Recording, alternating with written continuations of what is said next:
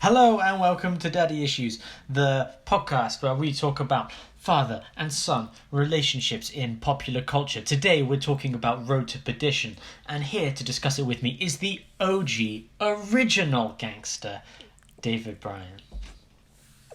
Thank you for the recognition. You know, I've been a gangster for so long now, finally.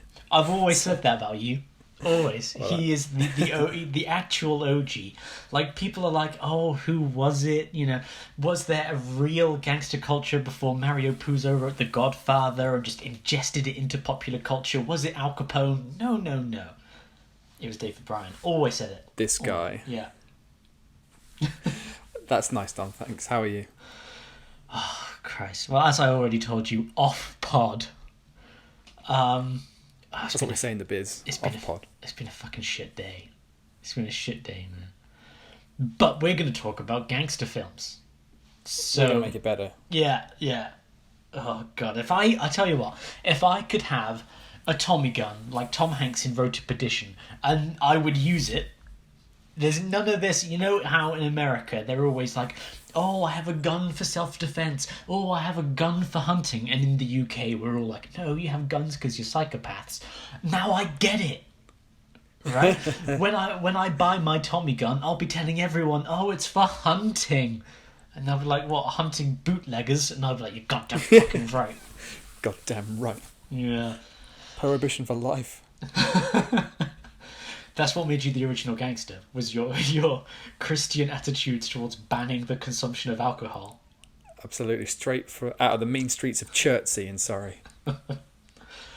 Well, let's get straight into to Road to Perdition then, before I have to think too much about my life choices.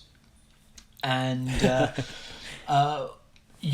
is another David Bryan special, one that you brought to me and were like, have you watched Road to Perdition? And I replied, yeah, we should do that. And you were like, I've never seen it. So why the hell did you come up with this? I don't know. I think I was... it just came to me randomly, and I had never seen it. And I think I remember hearing something vaguely once about it involving a father and a son. And I just kind of thought, I'll spark up a conversation with Dom. Hey, Dom, have you ever seen Road to Perdition? And a few days later, here we are. Oh my God, what a story. It's a great story. End of podcast. Thanks for listening. Yeah, thank you. We'll see you next time. Yeah, I think I saw this movie the first time, and only time before this, probably around 2005, I think. The movie came out in 2002. And there must have been a point around 2005 where I was just devouring as much gangster-related culture, movies, books, anything that I could dig up. Like, if it had to do with the Costa Nostra or even the Irish stuff never really appealed to me, like, in the same way. Like, what's the Coen brothers one? With Irish gangsters. Yeah, Coen brothers, Irish gangsters. Has the poster is the main character, who's the guy from that other movie that's name I can't remember the name of. We're doing really well today. Yeah, standing in a forest in autumn time.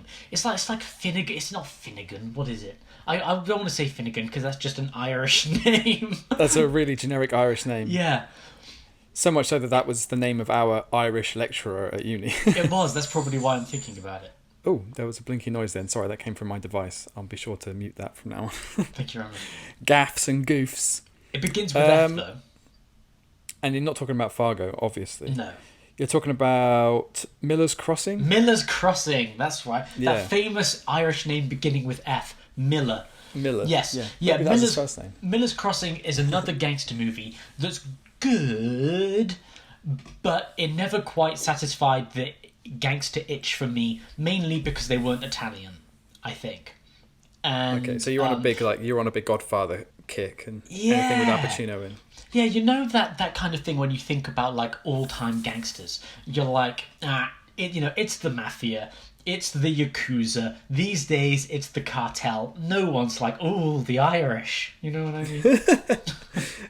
Unless you're a big fan of Scorsese's The Departed. I Or suppose. Gangs of New York, I guess. Gangs of New York. Yeah. Oh, Scorsese, he's all about those Irish gangsters. There you go. All right, maybe but I'm more of a Goodfellas than a Departed guy. Oh, sure, You know, that's just what I'm. Yeah, Scorsese. But we're not talking about Scorsese today, Dave. Sorry. We're talking about Road to Perdition, which I saw when I was really into other gangster stuff and was like, yeah, it's pretty good, but I wasn't looking for this father and son relationship. I was looking for crime, and it was really interesting revisiting this week because I kind of came with it with a new approach because it's based on a graphic novel, and I've read the graphic novel this week, which is something I've been meaning to do for ages. And so when I watched the movie, I had my first impressions from like 10 years ago. Then my impressions just having read the book, and then I had new feelings about it as well. What did you think of the movie, watching it for the first time? I thought it was a really well put together film, and really well. It looked brilliant, and I liked all of the characters. It felt very Shakespearean to me. Like you can totally imagine a Shakespeare play of like an aging father of a powerful family and a son who is destined to inherit everything. It's a bit Godfather-y, a son who's destined to inherit it, who's not really worthy of it, and yet on the other side he has someone who's not his blood, who he probably loves and respects more and treats him more like a son, and then that conflict arises from that. So yeah, it did feel very very Shakespearean, but I definitely enjoyed the film throughout. Performances were great. I have some issues with the ending, but perhaps we'll get to that when we get to that. Yeah. Some of the photography in it I thought was absolutely brilliant, and we'll get into it when we'll get to those scenes, because I'm itching to talk about them. Can I just quickly say, before you say about how you were sort of voraciously consuming gangster stuff in culture, is this around, I can't remember, tell me when LA Noire came out? No, this is way before LA Noire. So LA Noire came out while we were at university. Oh right, that's quite a bit after 2005, quite a bit after this. Yes, yeah. So that, I think LA Noire came out 2010, maybe 2011. Seems it was a 360 PS3 thing, wasn't it? Yes, it was. Yeah. So 2005, I would have been 14, 15, I guess. And I think, and then LA Noire's 2011. Yeah, You're right. yeah. So I think this is actually kind of a relevant family daddy issues kind of moment, I think. We've spoken before about how our parents allowed us to consume media before, and you said when it came to music, your parents were very much of the mind of NWA. I don't even want to know what that stands for. Smash. Right? Yeah. Like that. Whereas my family was more of the approach of, you can watch an 18 when you're like 13 or 14 years old. An 18 rated movie, that is. You can watch an 18 rated movie when you're like 13 or 14, as long as we've seen it before and we think it's okay for you.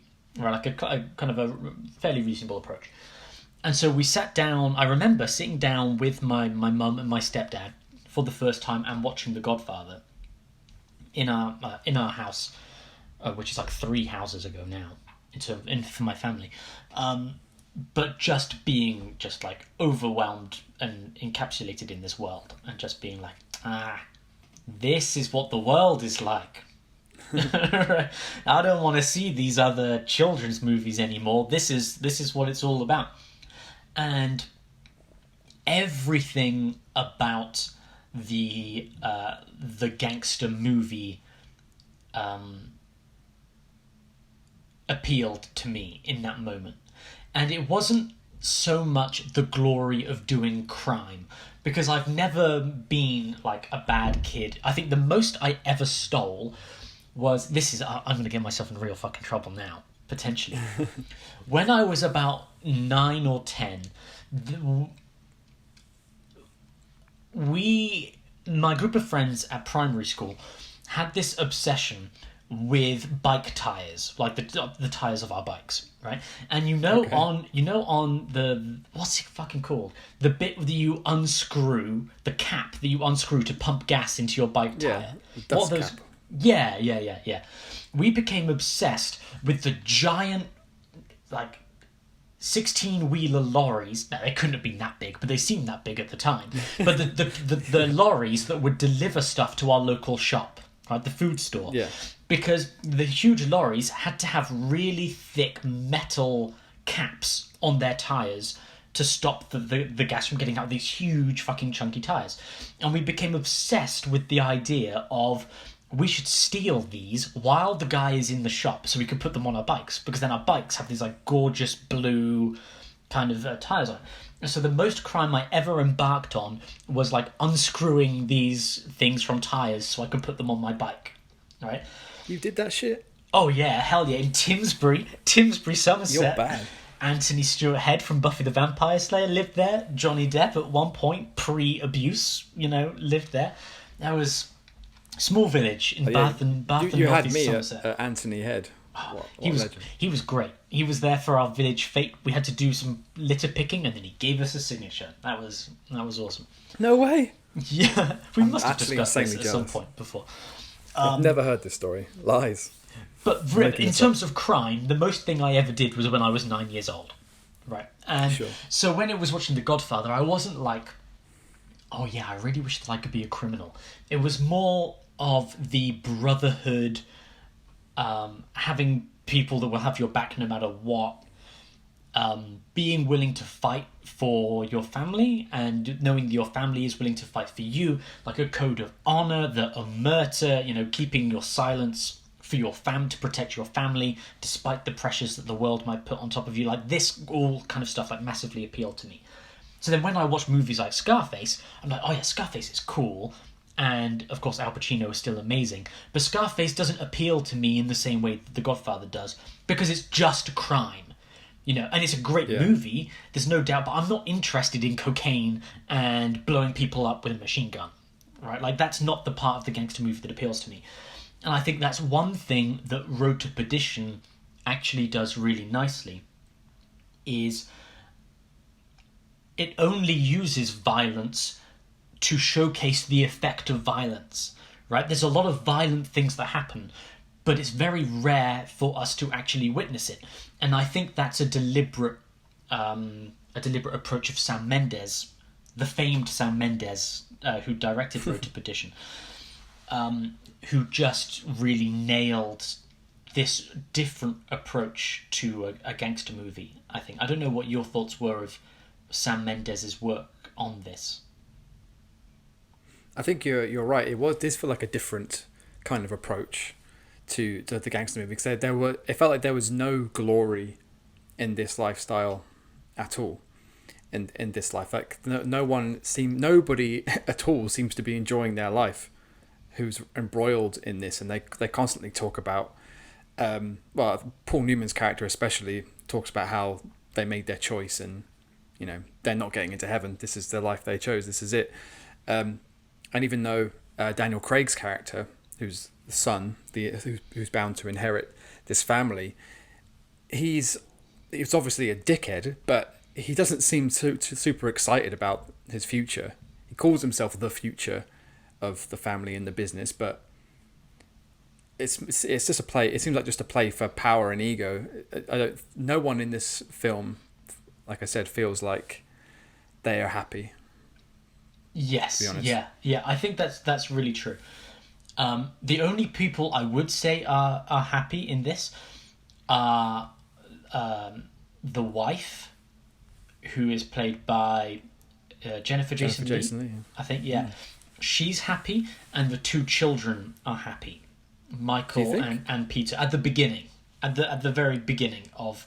They're the boys. The boys seem to be. Yeah, they Yes. seem quite carefree. I think the reason that they are happy and that Annie, Jennifer Jason Leigh's character, are happy is because they are protected from the truth of the gangster world, right? They go to we see them go to family events like funerals and wakes, and I presume weddings and things as well. but that's the extent of their involvement within crime. They are untainted by the dark reaching claws of that criminal life until it arrives literally at their doorstep. And when it does, well, we should get into the plot. Yeah. Okay. Well, yeah. I don't feel like Annie is oblivious at all. I think I can. I don't. Yeah. I think she knows the nature of her husband's work, Tom Hanks's character. I think she knows what he does, but I do get the sense that they've never spoken about it explicitly.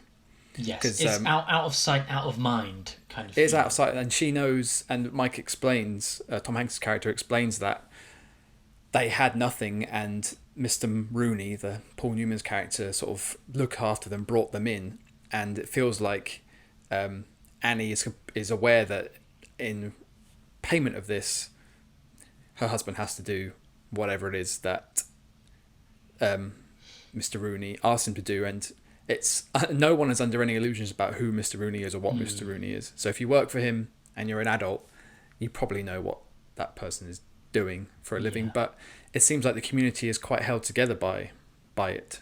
There's no sense that the town or the community is poisoning itself. It does feel like there is a kind of a structure in place that benefits everybody.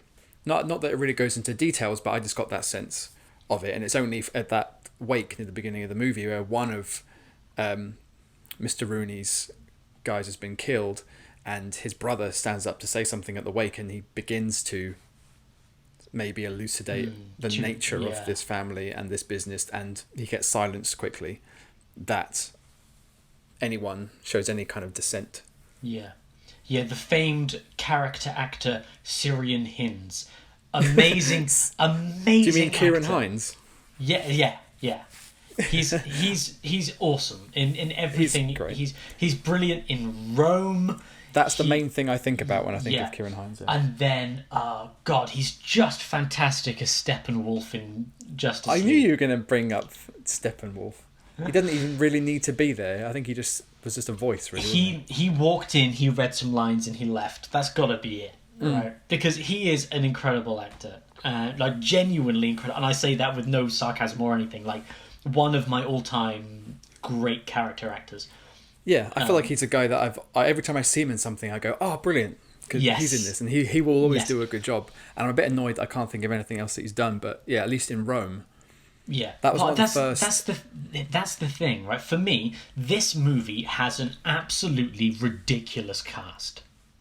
Right, the cast of this movie is not huge. It's not like The Godfather, where there's about 50,000 moving parts for you to kind of keep track of. Yeah, the cast is tight, but whoever the casting director was for this movie has got Tom Hanks, Paul Newman, Jude Law at the peak of his powers, Daniel Craig rising up to the peak of his powers. He's like a couple of years off Bond at this point. Stanley Tucci, Kieran Hines, Kieran Hines, as we mentioned, Jennifer Jason Leigh. It's frankly a bananas cast. And it is, especially since a lot of these quality character actors have quite small roles. I mean, especially Jennifer Jason Leigh. She just has the tentpole wife character. She barely has any lines, and yet it's Jennifer Jason Leigh. Like, what is she doing that role? Yeah. And it's like you said before about Sam Mendes. Sam Mendes, I think this was his second feature, wasn't it, after American Beauty? So it's not like character actors would queue up to work with him, like a lot of the more famed directors get from their cast. People just go, yeah, I'll do anything that he wants me to do. I'll show up for 10 minutes and do one line and go. That's fine. But yeah, so I don't know, like you say, casting director deserves a lot of credit. And for the I was about to say something that I don't actually agree with, and I was going to say and with the kids, but I do have a few qualms with the main boy, Michael Sullivan, Mike Jr. Oh yeah, he's young Clark Kent in Man of Steel, isn't he? No, he's modern day Clark Kent. In Man of Steel? No, in CW. In the CW TV shows, Supergirl, Arrow, Flash, this is Superman.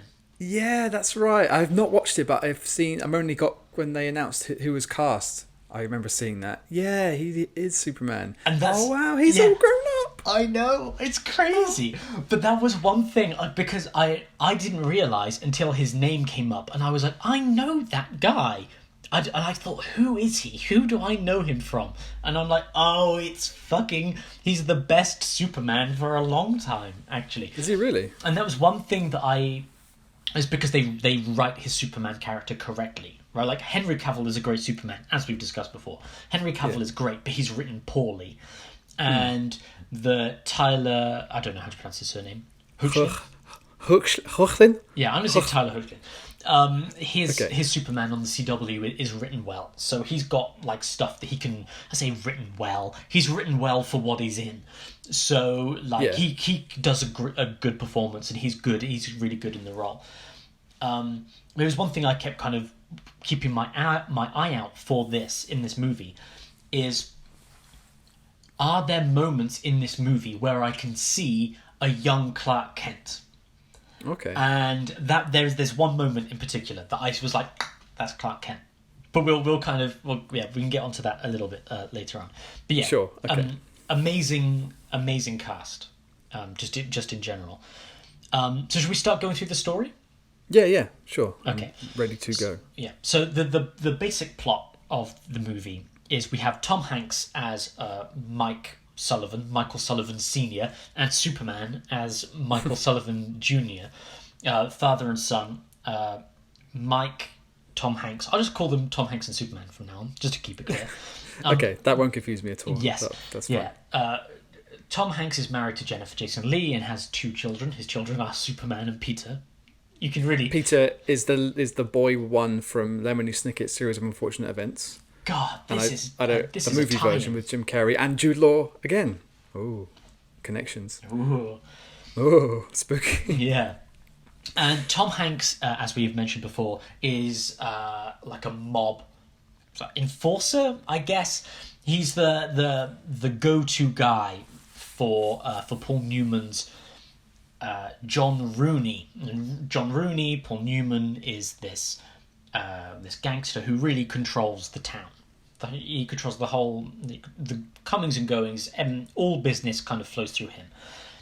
He has a son called Connor Rooney, played by Daniel Craig, who is shown to be a bit of a fuck up. And we get the idea there. We start at a wake, really. We open on a wake with the whole family's there. Tom Hanks, Superman, Jennifer Jason Leigh, and Peter, and they've all gone to this wake.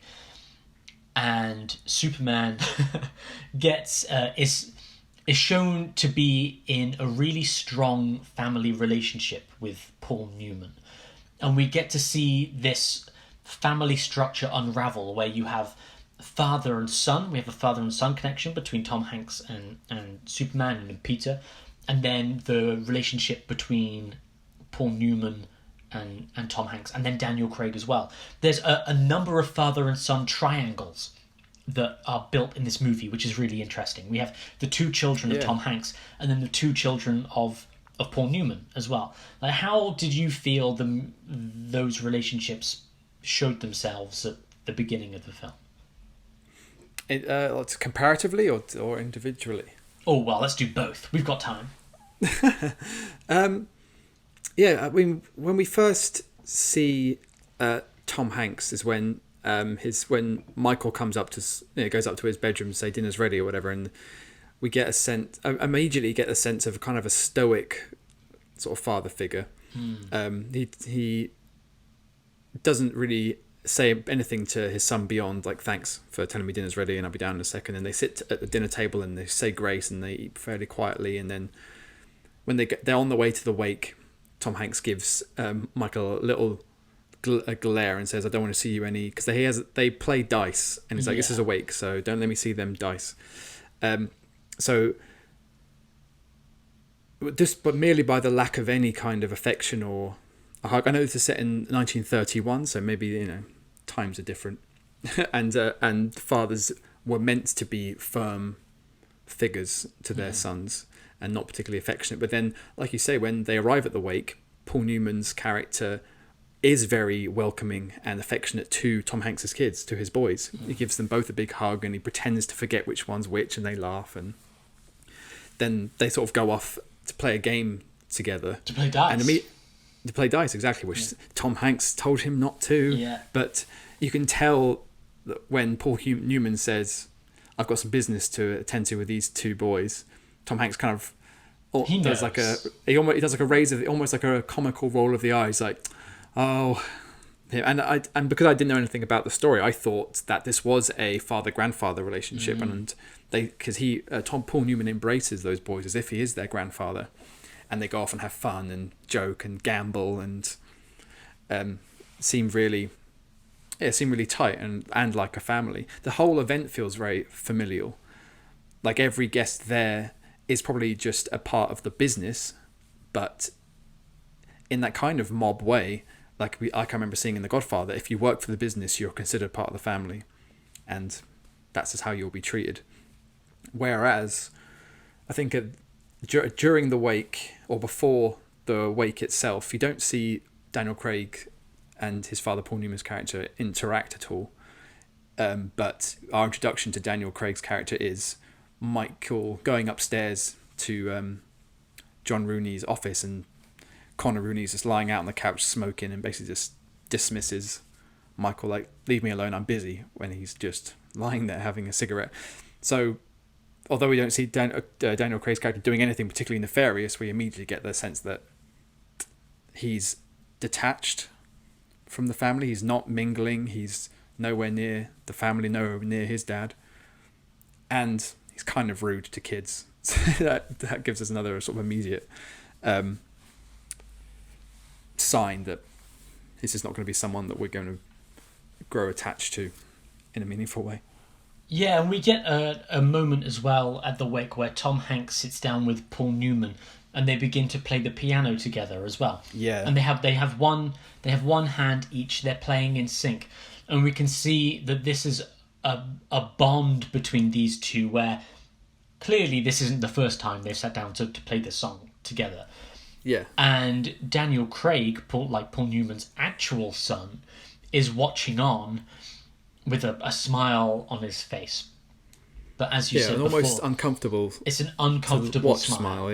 Yeah. It's like it's almost a smile that the Joker would wear, right? It's like Because you're thinking it. Well, yeah. Because if say a man sees his dad playing the piano and with a trusted friend sat beside him, and they do a duet together, you might expect that character to smile and like, isn't that nice? That's my dad, and that's someone he cares about. This is good. But you can tell in Daniel Craig's performance that isn't the kind of smile that he's smiling.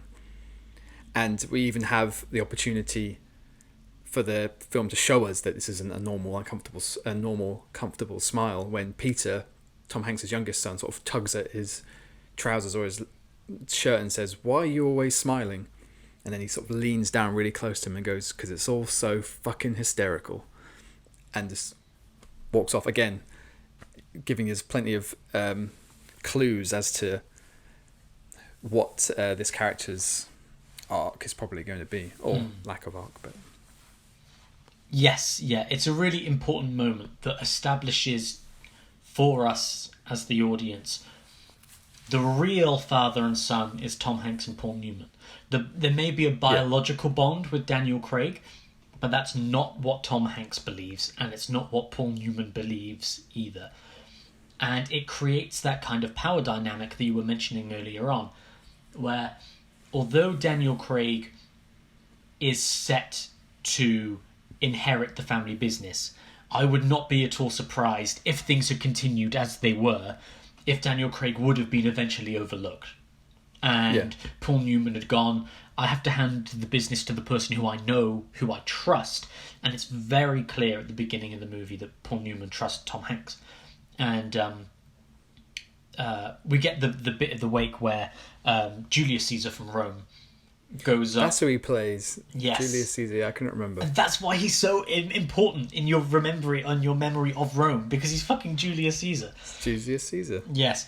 But Julius Caesar from Rome, or Steppenwolf from Justice League, pick or choose, goes up to give a speech remembering his brother, because it's his brother's wake that they're at, and Paul Newman has given a kind of funny talk where he says, "I didn't know him so well, but here's a funny little anecdote." And he says, "Now over to Steppenwolf from Justice League to give a more emotional, It's like I'm sure with much more poetry than I could muster, or something like that. Yeah, and so to then begin, then he steps up and reads from a piece of paper, so Yes. it doesn't really seem like he's speaking from his heart. no, well, yeah, to begin with, Steppenwolf from Justice League gives his kind of eulogy for his brother, but then turns his attention to Paul Newman and says something like, "You run this town like a god runs the earth," and then Tom Hanks rushes forward and is like, "Ha ha, you've had too much to drink," and kind of carries him off. But the whole congregation immediately like applauds him. Like they can see that he's been cut short. They can see that he was about to say something that he shouldn't. So they all kind of band together to save him. Really, Yeah, the 100 people are there all go, "Yes, well done. Yes, great speech. Quick, Yeah. get him out there. Get him out of there. Get him out of there." but both Paul Newman and Tom Hanks, after they carry him out, are very willing to be like, you overstepped the mark here. Don't do it again. But it was your brother's funeral, and we understand you're upset that he's died, and we all know that we killed him. Everyone there probably everyone knows. knows that it was Paul Newman's gang that killed his brother. Yeah, like Kieran Hines in his pre-read speech makes a point of saying he wasn't like he starts by reading out all of his brother's flaws, and everyone kind of just smiles and chuckles there. Yeah, that's Danny. And then he goes, but he was brave and he never told a lie, and that's he really pointedly says that. And you can immediately tell that is relevant somehow. Yeah. So then Paul Newman says to Daniel Craig, I think maybe even Daniel Craig says, "I'll go and talk with him." And when he says that, Paul Newman's like, "Take Tom Hanks with you." Yeah, take And- Mike with you. Yeah. And Daniel Craig's like, "I don't need to take him," but Paul Newman is insistent. Yeah. Take Michael, or take Mike. Yeah, take Mike, because we have Michael Sullivan Sr., Michael Sullivan Jr., and the way they distinguish from them within the movie is Tom Hanks is called Mike, Superman is called Michael, and that's really everyone refers to them as Mike and Michael throughout, and that's how we can kind of tell the difference. But Paul Newman trusts Tom Hanks completely throughout this film. So when they go to have a word with Steppenwolf from Justice League later on, we know that Tom Hanks has been sent there because he's kind of the level head in that way. Yeah, he's there to keep an eye on Daniel Craig because his own father doesn't trust that he'd handle it effectively. Yeah. And then this is when we start to get the kind of crossover between the father and son storylines as well, in the way that this kind of story starts to build up, where Michael, Superman, has been having the conversation with his brother Peter about what does Dad actually do? Right, like, he works for Mr. Rooney. Yeah, but doing what? And it's like, well, we know it's dangerous because he's got a gun. Yeah. And we know Mr. Rooney is a good man, and because we've always been told that he's a good man. And we know that it produces a lot of money. But while Michael is saying all of these things about his father, he's reading like a pulp children's story about cowboys and criminals. It's the Lone Ranger. Is it the Lone Ranger? Yeah. Yeah. And there's a mask over the guy's face, and he's created this idea within his own mind. He even says, well, sometimes father does work for the president because he's a war hero. Yeah, exactly, yeah. And he's got this image within his mind that whatever missions, because he refers to them as missions, whatever missions Tom Hanks is doing, they must be important. And if they're dangerous, then it's exciting because he carries a gun. And so he sneaks inside the car to see what it is that his father actually does when he goes out at night. And what happens next, Dave? Oh, gosh. So, Daniel Craig and Tom Hanks go to meet with Julius Caesar in his warehouse, which is like his part of this business, something to do with alcohol. There's barrels everywhere. Just to have a chat, but Mike makes a point of getting his Tommy gun out of the back of the car. So But as he gets out of the car carrying his Tommy gun, he says to Daniel Craig, "We're just going to talk to him, right?" Yeah.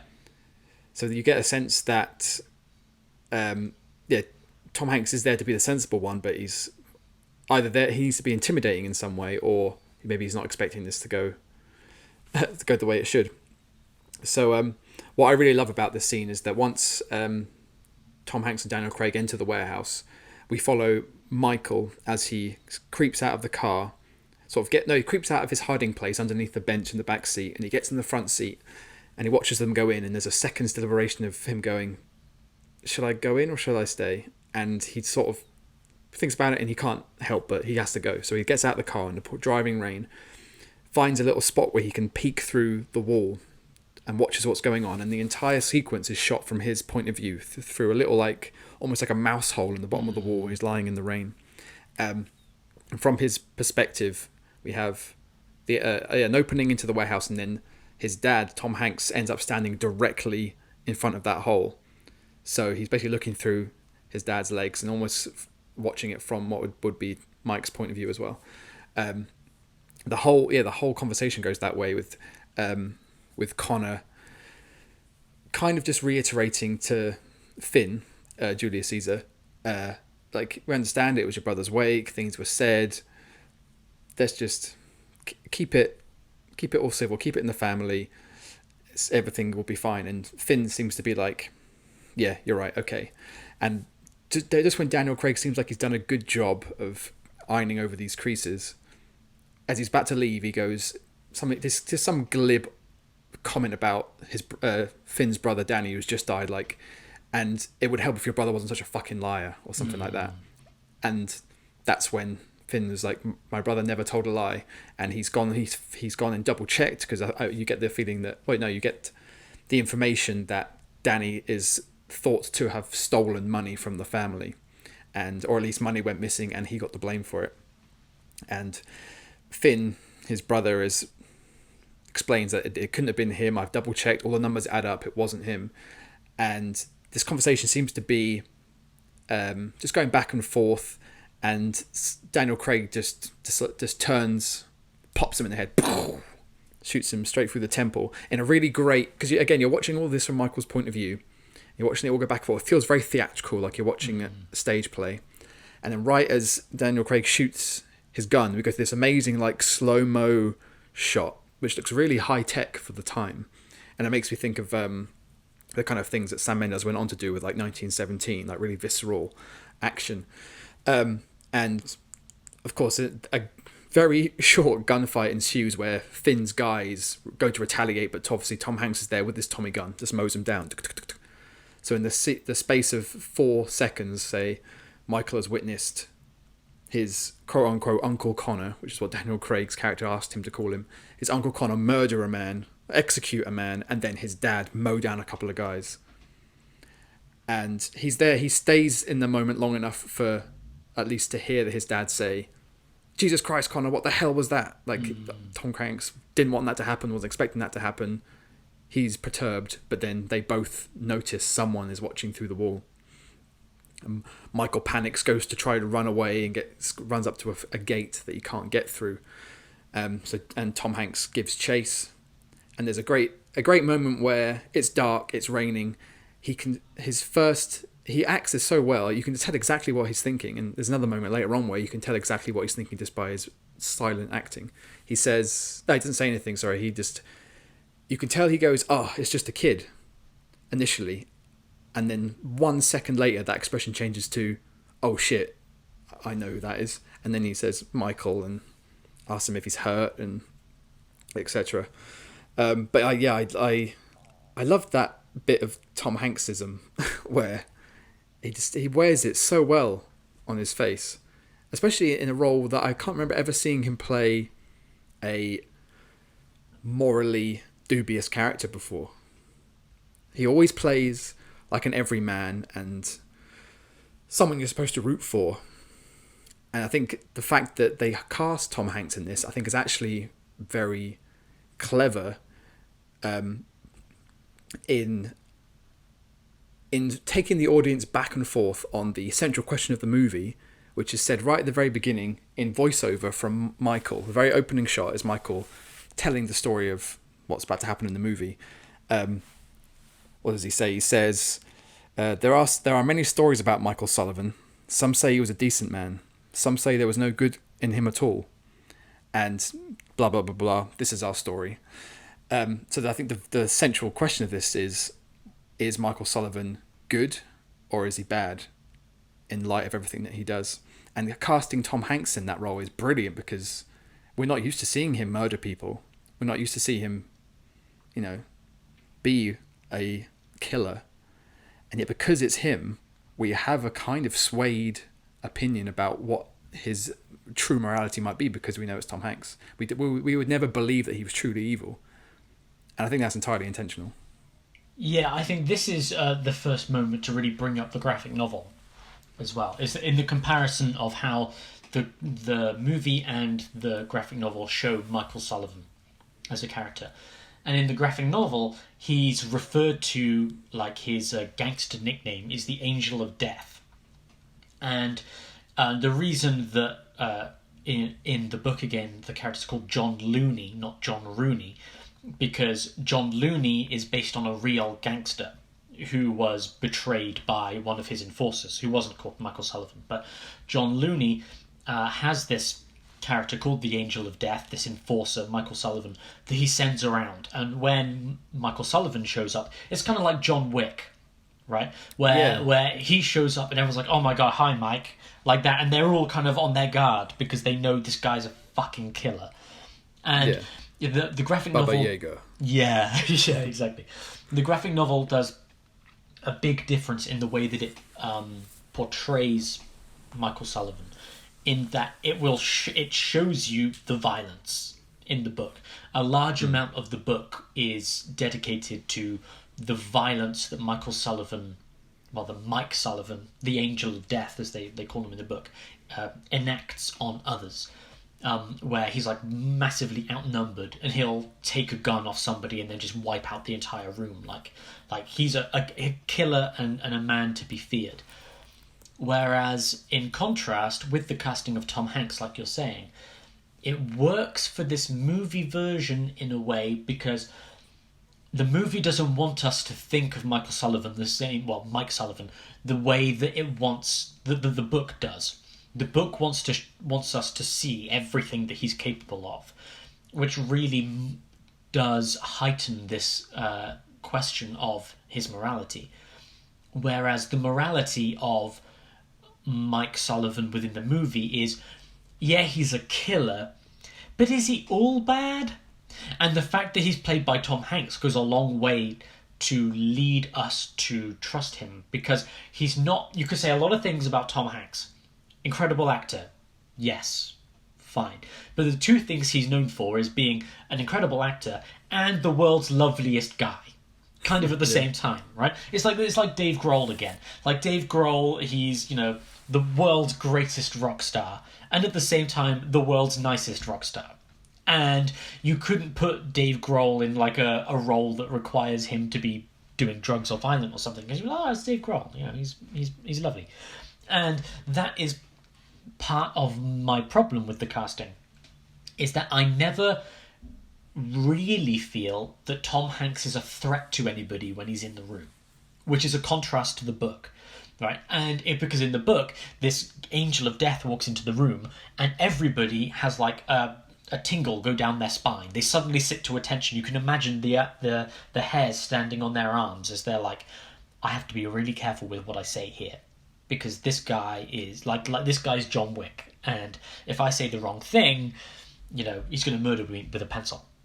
Whereas in the movie, I think it does work in some ways to the movie's benefit, because he's not John Wick. He is vulnerable. He's a regular guy that takes serious damage, but that's a big difference. You cast Tom Hanks, you don't get this killing machine.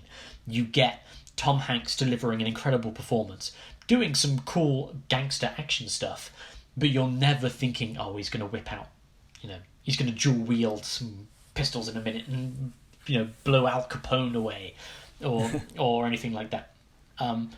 Yeah. I do feel like that I do feel that was intentional, because I think the film is framed in a very realistic way. Yeah. There is no like hyper exuberant action sequences in this. And thinking about, because like you say, everyone knows who he is. Even when later on, when he goes to Chicago, goes to the big city, he goes to visit a mob boss there. The men on the door are like, "Oh, hey, Mike." Yeah. Like he's got a reputation everywhere he goes. And the only if the film is trying to show us how capable he is, the first bit of violence we see is him mowing down a couple of guys with a Tommy gun. Like off screen, essentially. Off screen, and we don't. That isn't super impressive. He's in the right place. He's got the better weapon. It's only a couple of guys, easy. So the first time we really see how effective he is, his Baba Yaga moment, is when he goes after Daniel Craig knows that his son witnessed him kill someone, and the inciting incident of the plot occurs from there. Mike is sent to just do his normal job, be an enforcer, go to a guy who owes the family money and ask for money. And there's a betrayal there, which we'll maybe get into in more detail. But there's a betrayal there, and there's like him and the person he's there to collect from both see a gun, and it becomes a case of it's like a quick draw moment, and Mike's like quick as a flash, grabs a gun, bam, kills that guy, turns around, bang, kills the other guy, one shot each. And that's the first time you go, oh yeah, shit, he's good. Yeah, he's dangerous. Yeah, but you're right. You couldn't cast Tom Hanks, and instead of that scene having one guy behind a desk and one guy against the wall, he goes pam pam. If that scene is John Wick, there's a guy behind a desk and there's 8 guys around the room, and he shoots one, rolls over the desk, shoots a few more, does some jujitsu, shoots another guy, and you don't get that with Tom Hanks, and I feel that was intentional, which the film, I think, is trying to keep us in the real world. Yeah, and that is the difference with the graphic novel, is that the graphic novel in that scene has multiple people in the room. There you go. So when he kills them, it's much more of a, oh god, this guy is like, he's not just a killer, because Mike Sullivan, played by Tom Hanks, is a killer, right? Like he is a murderer. There's no doubt about that. But he's not a step above like another top level. He's like a top level mob enforcer, no doubt. But you could imagine, he's not supernatural anyway. Yes, he's not John Wick-esque. Yeah, well, as we've kind of gotten onto that bit, it's worth mentioning when this betrayal happens, because Daniel Craig notices, of course, that Michael Sullivan Jr., Superman, has witnessed this crime, and says to Tom Hanks, "Can he keep a secret?" And Tom Hanks says, "He's my son," and as in, like, that's all he has to say, right? He's my son. And Daniel Craig says, "Well, that's good enough for me." And for a minute, it seems like, well, he witnessed a crime, but that's going to be the end of it. Until the next day, where where Daniel Craig is forced to apologise to his father for this murder that took place, where they killed Julius Caesar, and he has to apologise not just to his father, but all of these other, like, mob officials, accountants, these important people. They're not just thugs. They're like the people, the board. They're the higher ups. Yeah. And you've got Paul Newman at one end of the long table and Daniel Craig at the other end, supposed to be these, like, heads of the family, this father and son, in this father and son business. And Paul Newman just rips him apart in front of all of these other people. Completely emasculates him, Yeah, completely embarrasses him, like, what do you mean you want to apologise? Yeah, it's like, Dad, I'd like to apologise. Yeah. You would like to apologise? Yeah. Try again. Yeah. Like, it's such... again, if Daniel Craig was Michael Jr.'s age, that's the kind of way you would talk to him to put him in his place. But this is a full-grown man being treated like a child in front of a room full of very important, very powerful people. And Mike, who sort of sat against the wall, because he's not part of the board. He's not really part of the family. He is just staff. And after that scene, which is great, and I think every time Paul Newman is great in this movie, I'm going to say, and Paul Newman was great, because he's great. Every scene he's in, he's brilliant. That speech at the wake at the beginning, he's brilliant. Yeah, fantastic. He's brilliant here. But then after Daniel Craig's character gets emasculated, everyone gets up and leaves, including John Rooney and including Mike, and Daniel Craig's left on the table by himself. And in the background, Paul Newman leaves the room with his arm around Mike as the ultimate kind of visual symbol of affection between those two, after he just ripped his actual son to shreds and showed no love or affection for him whatsoever. Yeah. And so this is when Daniel Craig makes his move. Tom Hanks has been sent off to to collect some debts, as Paul Newman has said, like, well, now we've lost Julius Caesar, all that money's gone. All the money he was supposed to bring in is gone because he's dead. And he said, now we need to go out and get more money. And Tom Hanks is like, well, just tell me who to go and see, and I'll do it. Yeah. So Tom Hanks goes to his car to get in. Daniel Craig brings him a note and says, look, I'm really sorry about that. I am sorry about last night. Like, I hope your boy's okay. I'm sorry, I messed up. Tom Hanks is like, it happens. We kill people. We're killers. It's not a big deal. But Daniel Craig gives him a handwritten note. It says, this is from my dad. This is from Paul Newman, to give to the guy you're collecting from. He's like, all right, great. So when Tom Hanks gets there, he says to the guy, here's a note from my boss. This thug, random guy, owns a brothel, opens up the note, and the note reads something along the lines of, kill Sullivan and all your debts are paid. And you get this great moment of eye contact back and forth between Tom Hanks, the guy behind the desk, Tom Hanks, the guard, who like 2 minutes ago was saying to Tom Hanks, oh, do you think you could get me a job? Like, you're really famous, and if you put a good word in for me, that could be really big for my career. Tom Hanks like, yeah, sure. But now they're looking at each other, knowing the violence is about to come down. And when Tom Hanks realizes that he's been betrayed, that they're going to try and kill him, like you were saying earlier on, he snaps into action. Bam, bam. That's it. And he tries to call home. Yeah, he tries to call home, but he can't. And we kind of cut back and forth between Mike Sullivan and Michael Sullivan. But because Michael Sullivan, Superman, saw this murder take place the day before, the violence of his father has seeped into his school life, and he's caught in a fight with just another kid in Catholic school. And we see instantly that the path of violence that the son might be going on in imitating his father. But because he beats the crap out of this kid in school, he's not there when Daniel Craig appears at the family house to murder the mother and Peter. But he murders Peter, thinking that it's Michael at that point. But Michael arrives back at the house late, sees Daniel Craig comes out, and then hides from him, makes sure that he isn't seen, but then rushes in to see his mother and his brother murdered, and just stays there in the dark in the house until Tom Hanks comes back, panicked, knowing that something is wrong because he's been betrayed. The phone line's dead.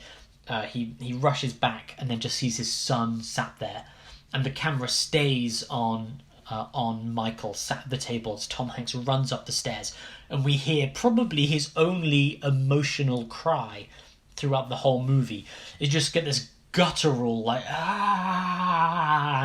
moment as he finds his wife and son murdered. It's a really powerful moment, and again, great directing here. Yeah, this is the movie we're going to mention directing the most, I think, because there's a bunch of shots. The choices, in this are really brilliant, and I don't know, we should shout out the cinematographer as well, because the photography in it is brilliant. The lighting is lovely. Like when when Daniel Craig has just killed Annie and Peter, and he's leaving the house. It's exactly the same time that Michael is running up to the house, and they're standing either side of the glass front door. It's dark apart from on the inside of the house. So Michael's looking in. The man who's just killed his mum and brother appears on the other side of the glass and sort of takes his hat and his scarf off of his face, revealing that it's Daniel Craig's character. But from Daniel Craig's perspective, he can't see out because the inside lights are on. All he can see is his reflection, and he sort of just like straightens his hair, catches his breath, and so Michael is just staring up at him, can see him plain as day. And then so again, this like great photography. And yeah, Michael ducks away as Daniel Craig leaves. And as you say, when Mike comes back and just sees Michael sat at the table in silence, there's no dialogue. There's just a look between them, a bit of relief in Mike's face and seeing that Michael's alive. But it's like, well, if Michael's alive, and the house feels like this, what else has happened? And that's why when he runs upstairs, and yeah, you get that guttural scream, which we didn't get from Michael. Mm-hmm. Michael, a day after witnessing 3 murders in the space of 2 seconds, and getting in a fight at school, he walks up the stairs, looks in the bathroom where the bodies of his mum and brother are, and just walks in, and that's all we see. We don't see any kind of emotional or physical reaction to him. He's muted. He's what's the phrase I'm looking for? He's numb. He's numb to it now. Yeah, and I do like another Tom Hanksian moment is after that scream, and then Michael decides to walk up the stairs to see, and Mike is just sat in the corridor outside the bathroom, having seen what he's seen. And there's a moment where Tom Hanks looks up at Michael, and I want to know if you sense this too. Is there half a second of him looking at Michael and going, "This is your fault," before what I think is the obvious part afterwards is when he looks back away, looks down, and thinks, no, this is my fault. This has always been my fault. This is my life, and no blame can be put on Michael for this. Or do you think that was just a look, and then he's just sad? Do you feel like he blames Michael at all, like for a nanosecond? I think it's really interesting that you pick up on that, because this is one of the great things with film, and especially with acting, is when an actor's choices can lead you down these different paths, especially in an emotional moment. Because this is one moment of the film, potentially the only moment of the film, where the character doesn't know what to do or what to feel. And every other moment of the film, Mike Sullivan, Tom Hanks, knows exactly what he's doing. Right? He's like, we're going to go here, I'm going to speak to this person, and this is why. Right? Then maybe sometimes it works for him, sometimes it doesn't. But either way, he knows exactly what he's going to do. And this is the one moment where he sat there, where his character is lost for this tense. And if you wonder if Michael hadn't appeared and he hadn't had that moment to go, no, this is on me. My life of violence brought violence into the home. If Michael had also died, how long would he have sat there for? And it's because Michael is there that he has that reason to go, right, we're getting up and we're leaving. But there's a really nice comparison here with this moment in the movie and this point in the book. Because it's, again, same deal. Daniel Craig character in the book murders the family in the same way. And as we learn in both, it hasn't been called for by Paul Newman's character. Essentially, Paul Newman has nothing to do with this. It's just Daniel Craig being a psychopath. Fuck up. Yeah. And there's a really brilliant moment in the book where in the captions we have Michael kind of monologuing as the older father. That carries on more than it does in the movie. But he says, I never really saw my father be emotional or be an emotional man. But that night after they were murdered, he picked up Peter, he picked up my brother, and he put them into bed.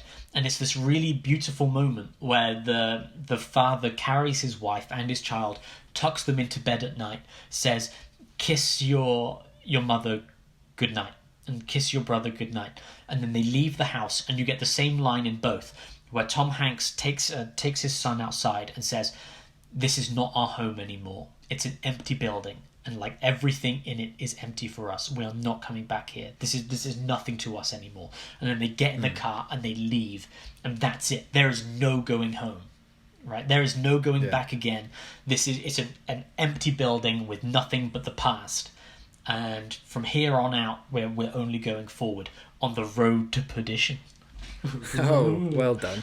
It doesn't say that in the book. You got that in there. If it did say that in the book, you'd be like, well, this is not as good as it was going to be, and throw it away. But no, it's a really awesome moment in both of them, and it's very different in both the book and the movie, but it achieves that same that same emotional beat. Yeah, because we don't see Mike interact with Annie or Peter in the film. We never see He's them just- together, do we? I think, yeah. We don't see that, no. So I was left wondering, going, what is that? Are they still just lying on the bathroom floor or what? But I think the way that it's cut makes it feel like there's urgency. There's no time.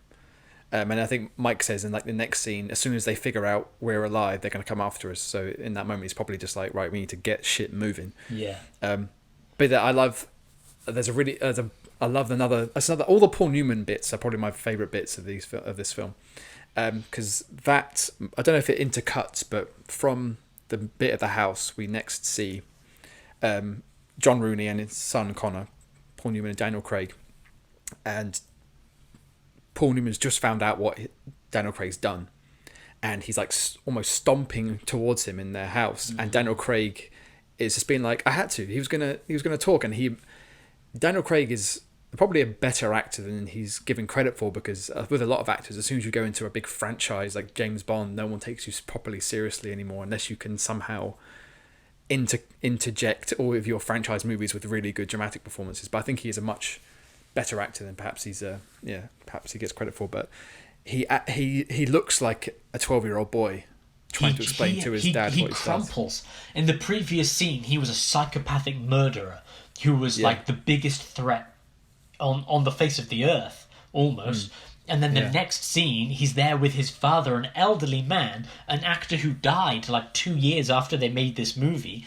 But Daniel Craig he puts his arms over his head, backs into the corner of the room, and just cowers, and allows this elderly man to beat him, essentially.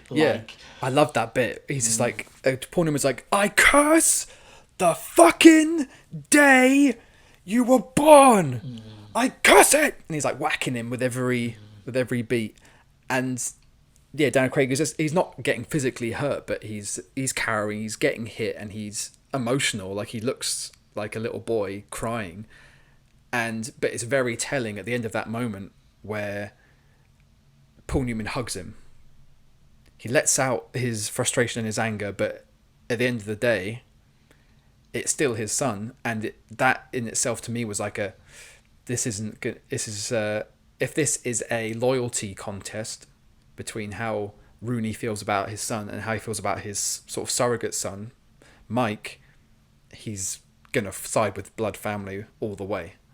Yeah, to me, it was a moment of he has no choice now. And for years, Paul Newman has had this divided thing of, I wish Tom Hanks was my real son, and I'm ashamed of Daniel Craig, who's not he's not the man that Tom Hanks is. And there's a great bit again in the book, and they bring it up in the movie as well, where Tom Hanks is referred to as a man of honor. And he says the same about his son as well. He's my son. He's a man of honor. And that's a big contrast with Daniel Craig's character, who has taken all of the wrong lessons from this life of crime. Like we were saying before with The Godfather, yes, they are criminals, and yes, John Rooney is a criminal, but he's also shown as someone who looks after family, and we said if you work with them, then you're regarded as family, and you know that they're going to be there to support you unless you betray them, because there is this honourable code that goes throughout it. And Daniel Craig is a dishonourable man in an honourable world, and everybody knows it about him as well. He is like the proverbial rat, and he might not be like betraying people, but one of these days his lack of honour is going to lead his ambition astray. And that's really the kickstart for the whole movie, is his lack of honour and his ambition, getting too big for his boots, thirst for power, to step out of his father's shoes, that leads him down the wrong track. And I think if the movie was the other way around and Tom Hanks killed Daniel Craig and went back and said he went too far and he was going to kill my family, he was going to do everything, And then I think that Paul Newman would have been like, my son's dead, but I understand where you're coming from because he's got one. He's got another one. He can just slide into his place. He trusts Tom Hanks in a way that when he wouldn't have unloaded on Tom Hanks in the same way that he does Daniel Craig, because he knows that if Mike Sullivan has killed somebody, it's because he has to do it. Whereas when Daniel Craig does it, it's because he enjoys it. Because he and he says the way Paul Newman says, "I curse the day you were born." It's saying every day of your life has been a pain in my ass. This is not just this is not your only fuck up, and I'm angry. This is just you've fucked up constantly over and over and over again, and now you fucked up in the biggest possible way. Yeah. And I can think of a couple of examples, including The Godfather, of powerful head of a family. These are crime stories, and then within his offspring who have been raised within this powerful position, they are spoiled to a certain degree. So in The Godfather, Sonny is spoiled, and to the point where he's like quick to anger. He's got massive ego. He thinks he's God's gift. And then the oldest son who completely gets overlooked. I can't remember his name. Fredo, he has been spoiled to the point where he just lives a life of excess, takes advantage of his position, again and has little honor. Sonny having little honor because he sleeps around on his wife as well. Whereas Michael is the rarity, the one out of three who lives an honorable life, and therefore he is destined to inherit the great empire that his father, who was also a great and honorable man, built. And we've mentioned John Wick already. This first John Wick movie is the same, where Russian mob boss guy's son, Alfie Allen, is spoiled and a little shithead and thinks he can do anything he wants, and ends up fucking up the worst possible way he could fuck up. Yeah. Which is killing John Wick's dog and taking his car. Fucking hell, if Road to Perdition was about John Wick's dog, then it would be... to be honest, the movies aren't that dissimilar in general storytelling beats and tones, but Road to Perdition has more class, I guess, than John Wick. I love John Wick. I'm not going to say I don't love John Wick, but yeah, this is me too. That's similar. Similar idea, but you do get the idea that Mike Sullivan is Paul Newman's favourite son, right? Tom Hanks is the favourite son, but Connor Rooney, Daniel Craig just has to. He's blood and. Yeah, and he's the only one, the only actual blood son, unlike The Godfather, where he's got three to choose from, and he overlooks one because he's an idiot, and he goes to the next one because he, at least he's strong and is focused. He's got some options, whereas John Rooney's like, for whatever reason, I've only got one, and whatever happens, because this is, like we've said before, about a world of honour and of looking after your family. There is no choice for him. Yeah. And he really wrestles with it later on, quite soon in the movie, where he knows he's got his real son on one side of a dispute, and Tom Hanks on the other, and he's like, God help me, what am I supposed to do? Yeah. His heart and his head are completely split. Yeah. Yeah, well, let's keep going with the plot, because I think a lot of these things are going to make themselves more obvious as we go on as well. Because I think that from here, for us, actually, it's quite easy. Because the plot goes on where Tom Hanks goes to Chicago to meet with Frank Nitti, another real-life gangster. He was like the second in command to Al Capone, who... They actually shot a scene of this movie with Al Capone in it, but decided to remove him from the movie because they kind of wanted him to seem like more of an overarching threat. Like this world of Al Capone, you don't need to see Al Capone in it. He's in the book, but he's mentioned a few times. But you just to know that this film exists in that world, is enough for you to relate it to real stakes. Yeah. If you've heard of Al Capone. Yeah, yeah. And so he goes to Frank Nitti, who's played by Stanley Tucci, and says to him, "The Tooch." Yeah, says, "I've worked with you before. You know how good I am. You know my worth. Right? You know my worth as an enforcer. I will pledge myself to you if you remove your protection from Daniel Craig." right? Because he knows that now that Tom Hanks is out, everyone knows that Tom Hanks is going to fucking kill Daniel Craig. Right? Like, Yeah. everyone knows it. Daniel Craig killed his wife and his kid, and Tom Hanks is gunning for him, and they all know it. And so Tom Hanks goes to Frank Nitti and says, "Remove your protection from him because he's in hiding in Chicago. So give him to me, and I am yours for life." And the again sets up this power dynamic, this difference between them, of which sets about that scene that you're discussing, where Paul Newman has to choose now. Is he going to just turn over his son and end the violence here, or is he going to risk more violence to protect his son who murdered a woman and a child to settle his own petty hatred? Yeah. And this is kind of where the road trip really begins, which is our relationship between Tom Hanks and Superman.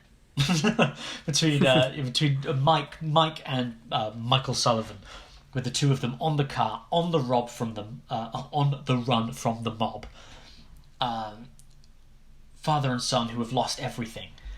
Can their relationship stand the strain? And how did you feel that the movie kind of balanced their changing relationship from when they start on the run to where they end up?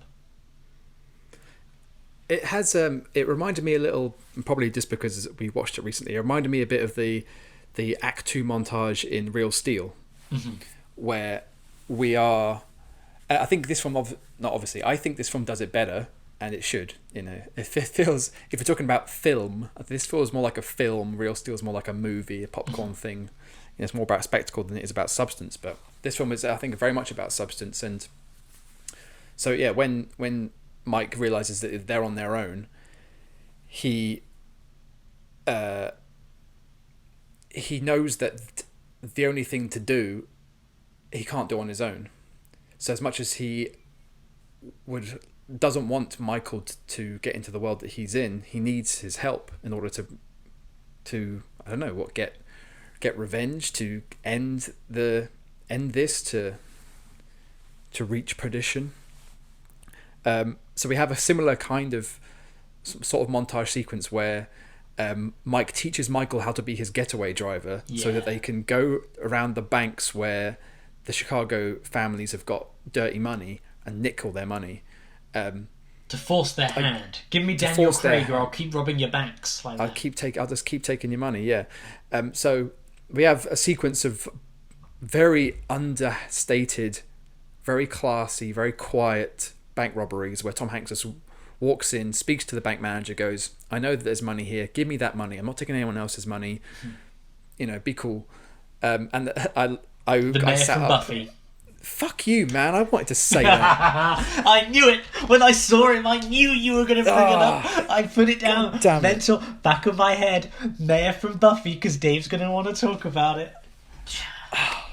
Well, this has completely torpedoed the entire podcast for me. Nailed it. His name's Harry Grainer, and he's great. He's good in The West Wing as well. He's in The West Wing. Is he in The West Wing? There's a couple of episodes. I think he's like the Secretary of Agriculture or something. But every time you see him, you're like, it's the mayor from Buffy. It's the mayor from Buffy. What happened to Faith, mayor, huh? Yeah. Big snake bitch. It's a shame there aren't many daddy issues in... Well, I suppose there are, but with Buffy and Giles. But we're not getting into Buffy right now, Dave. We can't get into Buffy right now. Get back to the banks. So yeah, for a sequence of very understated bank robberies, Mike takes the mob's money from all these indescript banks around Illinois, and Michael is his getaway driver. And with each robbery, Michael's driving gets better.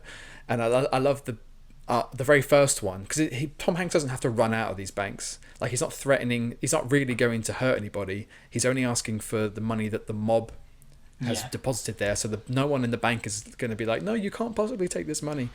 They all think he's crazy for stealing from the mob, but they basically just let him go. Yeah, after that first bank robbery. I'm taking the dirty money. It's off the books. Here's a little bit of their money for yourself to just keep stum about it. Yeah, I Right. like when with Harry Grainer, that first bank robbery, he says, like, remember, I'm taking the mob's money, so I don't want to see a newspaper article about a heartless bank robber who stole money from a couple of farmers. Like, remember why I'm doing this. Yeah. And it's that robbery where he leaves expecting his getaway car to pull up so they can get out of there, and Michael's just crawling the car along the curb as slow as he can, and in a great little deadpan sarcastic line, Mike says, "There's no rush." And off they go. And yeah, so with each robbery they're all successful, and yeah, Michael becomes more competent as part of their dynamic. But we've kind of skated over an introduction of quite an important character, who I imagine, having you read the graphic novel and what I gleaned earlier on while I was just doing a bit of research, Nitty, when Nitty and Rooney are talking about what the hell Rooney is going to do about this choice between Connor and Mike, Nitty just says to him, "Oh yeah," because Rooney's like, "God help me, what do I do?" And Nitty says, "You need to think objectively. What would you do if Sullivan was just some guy?" And that kind of pushes Rooney to be like, "Okay, fine, but make it quick." And when the question comes up of what to do about Michael, even though Nitty does say one day he's a kid now, but one day he's going to be a man, do you think he's going to forget? Rooney still retains some honour by being like, "No, not the kid, leave the kid." And that's when they have to call in somebody who can handle a job like this, which is Maguire, played by Jude Law, is some kind of sadistic, they call him a gifted asset, and we would get an introduction to him and his weird penchant for photographing dead people,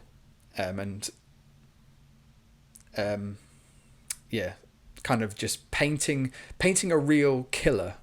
I feel like someone who basically does the same job Mike does, but we can't like him.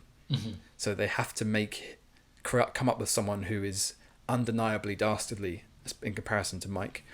But I read that character does not exist in the graphic novel. Yes. It's a creation of the screenwriter. Yeah, and I think it's a really interesting choice because this character is the most comic booky thing in the entire movie, right? If you said which one of these characters is straight out of a comic book that was published by DC Comics, as Road to Perdition was, you would pick the Jude Law character who, like, my job is crime photographer for corpses that have been killed by the mob, but also I'm a serial killer. Like, that's fucking straight. It's like evil Peter Parker, right? It's like straight out of a comic book. But he's the creation of the movie, and this is he's the one character that is more movie than film, to use your earlier kind of phrase. Where I can see where they're coming from, because this kind of 1930s Al Capone era Chicago is where you get this fascination with gangster culture starting to come to popular culture in the first place, and this like deep desire to know about the twisted underbelly, to see the corpses of the people that gangsters have murdered, like works its way into American culture. And it's dark, and it speaks to our need for like true crime, and why we enjoy seeing, like, in a twisted way, the bodies of people that have been, that have been murdered, and how so easily that morbid fascination can turn into actual violence. And that's a kind of an interesting dynamic, I think, for this character to have, as like somebody who became so obsessed with death that he started killing people himself. But the character is just too fucking weird for this film, and the reason he's in it is because they've got this Angel of Death-esque character within Tom Hanks, who seems to be an unstoppable force. So they need to counter him with somebody who's the antagonist. like we know his target is to kill Daniel Craig, but Daniel Craig isn't hunting him down. So who is the threat that pushes them forward, right? Who keeps Tom Hanks and keeps Mike and Michael on their toes during their robbery? And in the book, they do it by just they're trying to get to Perdition because that's where Michael's mother, Michael's auntie, I guess, Mike's wife's sister lives. They're trying to get Michael to Tom Hanks' sister-in-law in Perdition, a town where he'll be safe. And in the book, they're on their way to Perdition, and the auntie calls and says something like, there are guys posted outside the farm. Right, there are gangsters outside the farm. They haven't left it. They haven't left the house in 3 days. They're in Perdition. They know you're coming here, and that forces them to change their plan. Right? Oh, okay. Whereas in the movie, they don't go straight to Perdition because they discover that actually Jude Law, psychopathic, the Joker-esque character, has realised that that this is where they're going. He listens to a phone call between Tom Hanks and the sister-in-law, and realises that this is the plan. And so they have to change because they are being hunted at the same time. Right? The hunter is being hunted. It's like he may as well be Predator at this point. You know, like Jude Which Law. one's Predator? Jude Law. Oh, Jude Law is Predator. Right. And Tom Hanks is Arnold Schwarzenegger. Is Arnold Schwarzenegger. It's Really? Dutch, okay. Yeah, that's the relationship between them. It's this hunter So and prey. is Michael Carl Weathers? Yes. Yes, he is, and he's got the bulging bicep handshake to signify. But yeah, it's a strange. That's character. an interesting point actually, because Tom Hanks doesn't have a Carl Weathers. He doesn't have any allies. No. He has no brothers. If this family that he works for, the Rooney family, is even though it is a business, if it's a family, there is no other one. Like, he doesn't have a partner that he goes out on jobs with. No one he's close to. He is a completely lone ranger. Oh shit! Oh my god! I'm putting it together. Oh my goodness! It's happening. Oh, it's But happening. I think there's a really great moment later on where they rob the banks, and so they decide to go for the accountant, right? And they find the accountant at a hotel. And Yeah, because the mob take all their money out of the banks, don't they? They realise what's going on, so Yeah. they take it all away. Yeah, so we get a bit now. We've had a real growth in the relationship between Tom Hanks and his son, where we can see now that actually they are beginning to rely on each other a lot more. They're beginning to trust each other. And Michael has pushed his dad a bunch of times, where he said, we're in this together and I can do more. So trust me. And then we have other moments where he says to his dad, why did you treat Peter, the younger son, why did you treat Peter differently to me? Right? Did you prefer Peter? Or why did you always treat me differently? And that's one of the strongest moments in the movie. There's two really strong moments, I think, for me, in terms of daddy issue moments. I think there's that moment where he says, why did you treat my brother differently to how did you treat me? Did you prefer him? And there's another moment where they're eating food at a diner, and it's just the two of them eating food at a diner, and it's just a brilliant scene of two great actors building this relationship, that's a believable father and son relationship, that really shows that they've grown closer over the time of their journey. Yeah, it's really light-hearted, and it's a chance for Tom Hanks to, and Superman, who plays Michael. They both have it's a very short scene in terms of dialogue, but there are gaps. The timing of the dialogue is really clever, and the comic timings, I mean, especially, just to make that sequence it makes you smile, it makes you laugh. It's like they're having a joke with each other, and everything. It's just a way of reminding us that things are going well, which I think happens probably right before things start to go bad. Well, not go bad, but dramatic, I guess. When, like you say, they track down the accountant who's taken all the mob's money out of the banks that they've been robbing. Yeah, so they track down this accountant, and Tom Hanks says, I'm going to go talk to this guy. and if you hear anything, honk the horn. But that's it. And he goes up to see the accountant, but then Jude Law has been waiting like a sniper or a snake or something. He knows because he's the antagonist of this movie that Tom Hanks is going to go after the accountant. He's gifted after all, Yeah, this is kind of what I mean, though. This is why for me Jude Law is the weakest part of the movie. Not because he's a bad actor. His performance is fine. His design, like the way the character looks, whether he's got like the massive bald spot in the center of his head, and his teeth have been like shrunk. He's got these horrible stained tiny teeth that are really kind of gross and disgusting. All of that stuff is super strong, but it's because he's a caricature character in a movie where he's the only caricature character. Nobody else in the film is kind of a deformed monstrosity in the same way that he is. Everybody else has some kind of moral duality to them, and the way that influences their relationship with others, in the way we see with Mike, and then with Paul Newman and Daniel Craig. There is a moral connection between them that exists because of their familial relationship with one another. Their morality is constantly going backwards and forwards because of their love. Whereas with this Jude Law character, it's like for the other characters, it was, what are you willing to do for the people that you love? Right? And it leads them to do some pretty fucking horrible shit. But for Jude Law's character, he doesn't do it for money. He doesn't do it for love. He does it because he's just a fucking killer.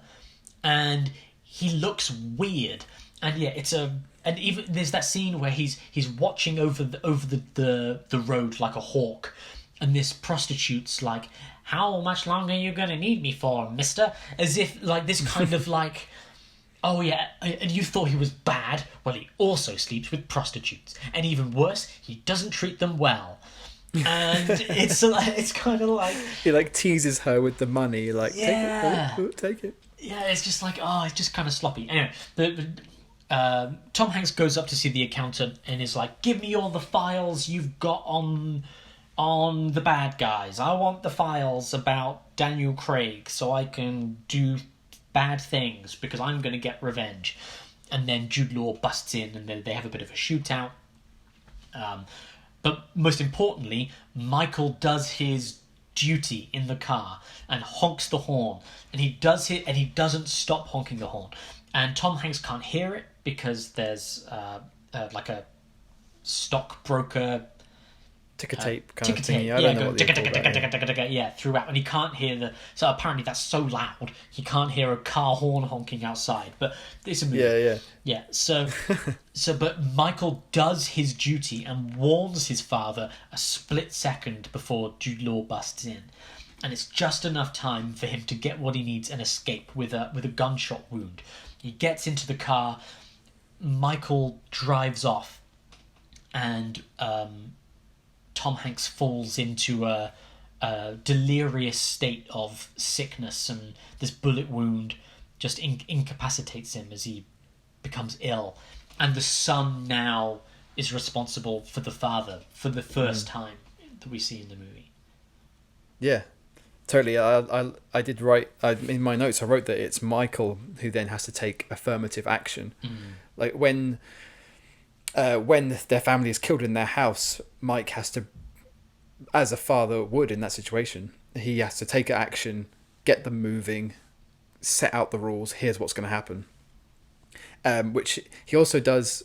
There's a sequence earlier where Tom Hanks realizes they are being chased by Jude Law's character, and they have sort of an altercation in a diner. And when they escape, when Mike and Michael escape, they sort of drive down the road a bit and then switch off their headlights and pull into a field just so Mike can pull Michael out of the car and be like, "You have to listen to me now." When I say, because like they're driving away and Mike's like, "Get down," and Michael's like, "Why? What's going on?" And Jude Law shoots through the back of the car and Law just misses him. So when they have a chance to pull over, Michael's like, "When I say get down, get down. Don't ask me why. Just do it."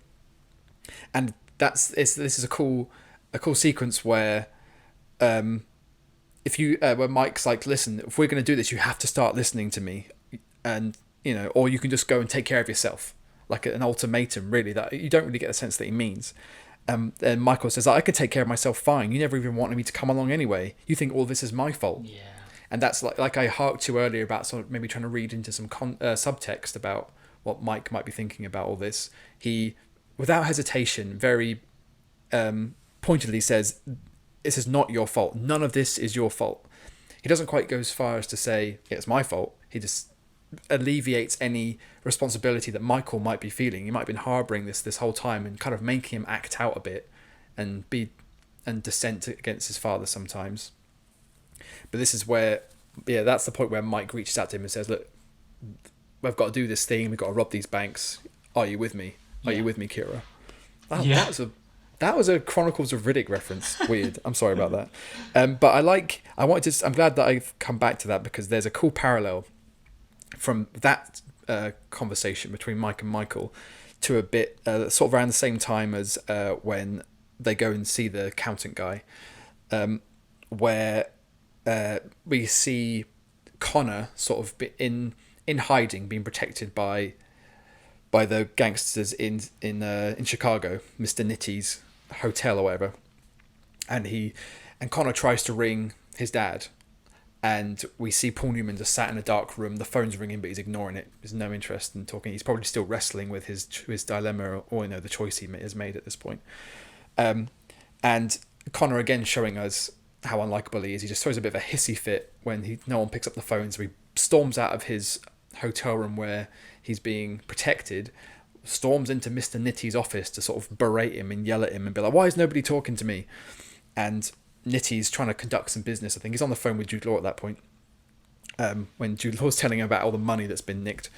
And just like Michael said earlier about, I can take care of myself, that when Michael says that, Mike doesn't tell him that he can't. He just says, look, we need to work together. Whereas when Connor goes, sort of starts arguing against this protection that he's been given by Mr. Nitty and by his father, he's like, I don't need protection. I can look after myself. Whereas Nitty comes straight back at him and goes, no, you can't. That's the point. You're a big baby who doesn't know his thumb from his dick. And that's just a great put down. And again, Connor kind of just acts like a spoiled little child and was like, you can't talk to me like that. I'm the future. And my dad, he's an old man, and I'm leaving. And he just slams the door and off he goes. So if obviously you can draw easy parallels between the two father-son relationships. In one, you've got Michael, who reacts pretty reasonably to the trauma that he experiences, but then quickly has to mature into their new life, which he does, and he's quite adept at it. Meanwhile, Connor is the most immature 30-year-old you've ever seen, because he was raised to be, almost like he's been spoiled, and him and Michael are polar opposites in terms of honor. Yeah, I think that's a really good point. And the way those father and son relationships change as well, where at the beginning of the movie you have Paul Newman and Daniel Craig as John and Connor Rooney, who are in business together, right? They are a father and son partnership, and they do work together. And it's clear that although Paul Newman doesn't have complete faith in him, his son goes out and does business because he will have to take over at some point, presumably. Whereas Tom Hanks and as with Mike and Michael, they are completely detached from one another. And in that scene where Michael says, "Why did you prefer my brother to me?" What Tom Hanks kind of replies is, "I didn't know that I treated you any differently. I didn't mean to treat you any differently. But in you, I saw myself, and I saw the violent parts of myself that I didn't want to recognize and that I didn't want to introduce you to. But now we're here in this situation, and it's essentially it's a moment where he acknowledges to his son that he's not a good person. Where he says outwardly to his son, the bits of myself I saw in you were not the bits that I wanted to see. And I'm sorry if that's led me to treat you differently. But I get the feeling in this moment, and he doesn't say it, but in the back of his head, you're like, thank God it's this son that's with me at this moment, is what I feel from that character. Where he's like, thank God it's Michael that I'm chasing after these gangsters with, and not Peter. Because if it was Peter, the happy child who's getting his hair dried by his mother before they get killed, he's making jokes, he's like pulling on Daniel Craig's sleeve, why are you smiling all the time? Tom Hanks would be babysitting him, would be looking after him, would be consoling him. I'm sorry about your mother dying in front of you, all of this kind of stuff. Where he doesn't have to do any of that with his son. Because the minute that they leave that house together, well, maybe not that moment, I think it's when they have that conversation that we were discussing earlier, where he says it's not your fault. Right? That's the moment that boy transitions from a boy to a man.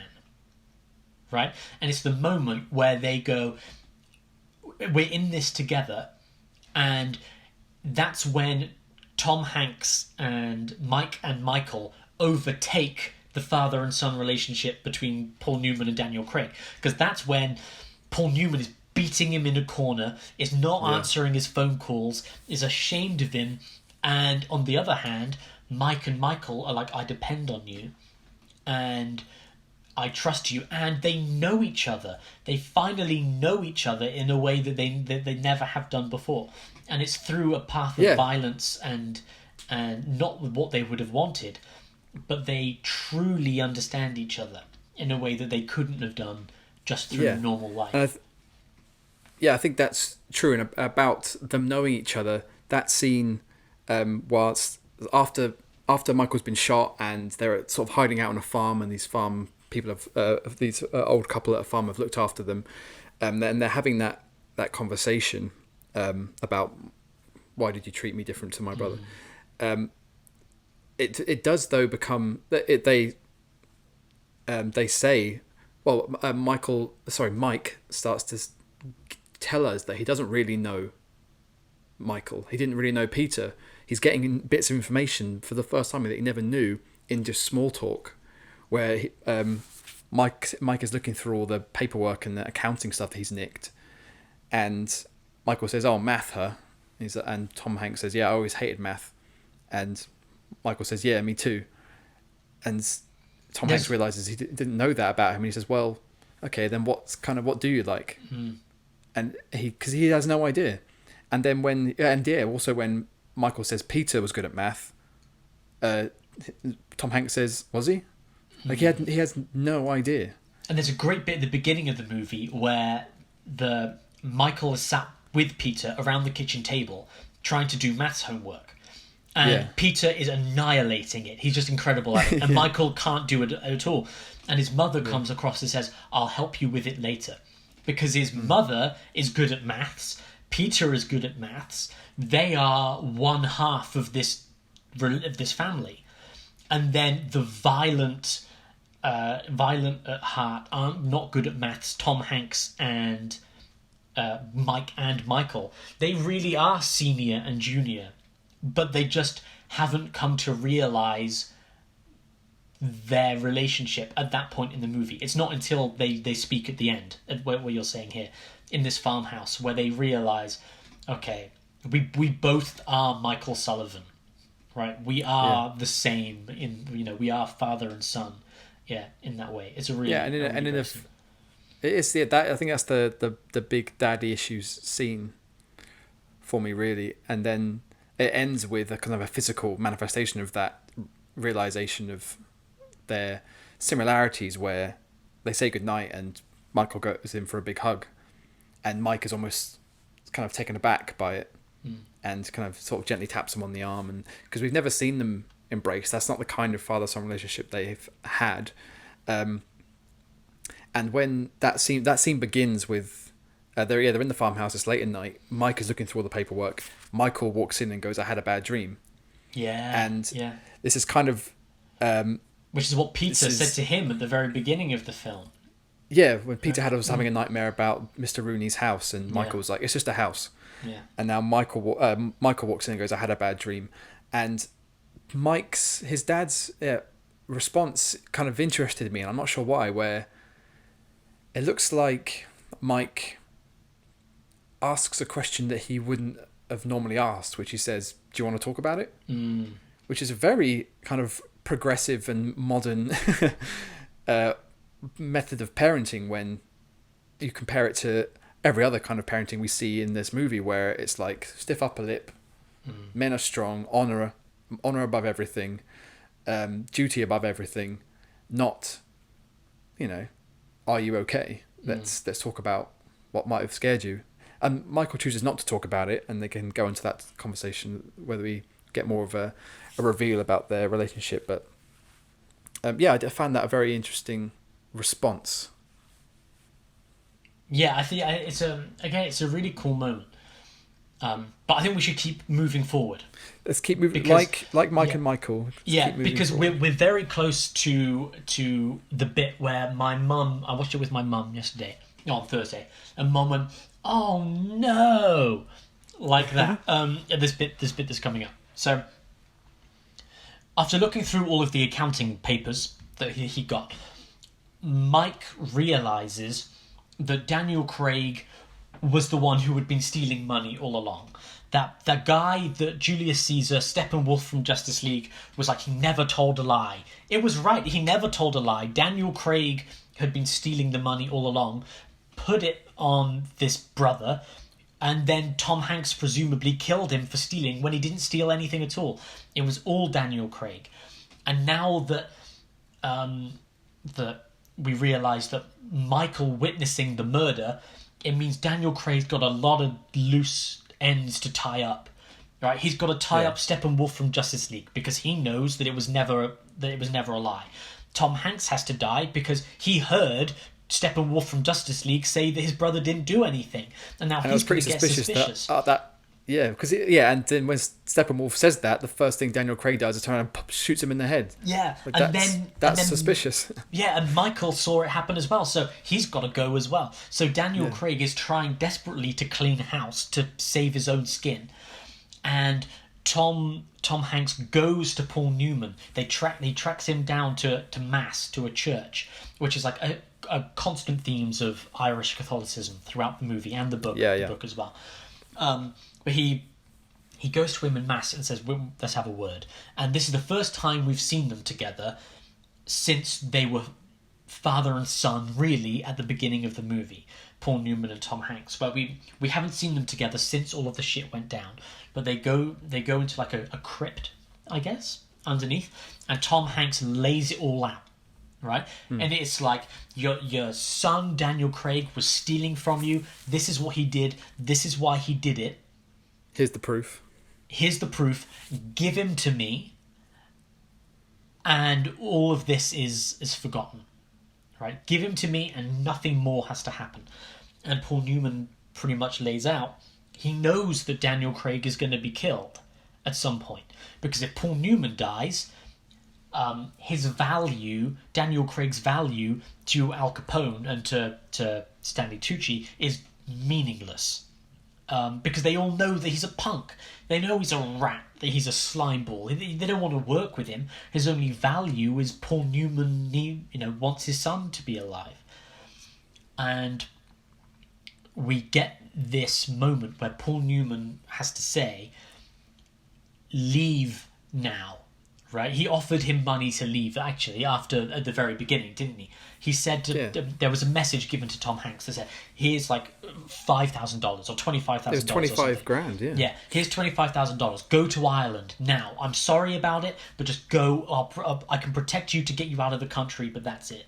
And then he brings up this offer again now, and he says, he has that moment we discussed earlier on, where he says, "None of us are going to heaven." And we chose this life of violence and crime. None of us are going to heaven. And Tom Hanks says, "Michael could." and this is the battle for the soul of his son, right? They're trying to kill his son, but both Tom Hanks and Paul Newman are trying desperately in this chaos of violence and blood to save the soul of this boy and not, and Paul Newman says that get him out of the country now, both of you just go. But Tom Hanks can't let go of vengeance against the person who murdered his wife and child. Which leads us to probably the most iconic scene in the movie, where they've said their goodbyes to each other. Paul Newman and Tom Hanks, they've realised that this is the end of their father and son relationship, because they've come to one bridge that they can't cross, right? Paul Newman can't murder his own son. He just can't. In the same way that Tom Hanks can't walk away from this. They're just... it's an irresolvable crisis. And so we get I'll let you describe it, because it's a beautiful moment, again, of cinematography.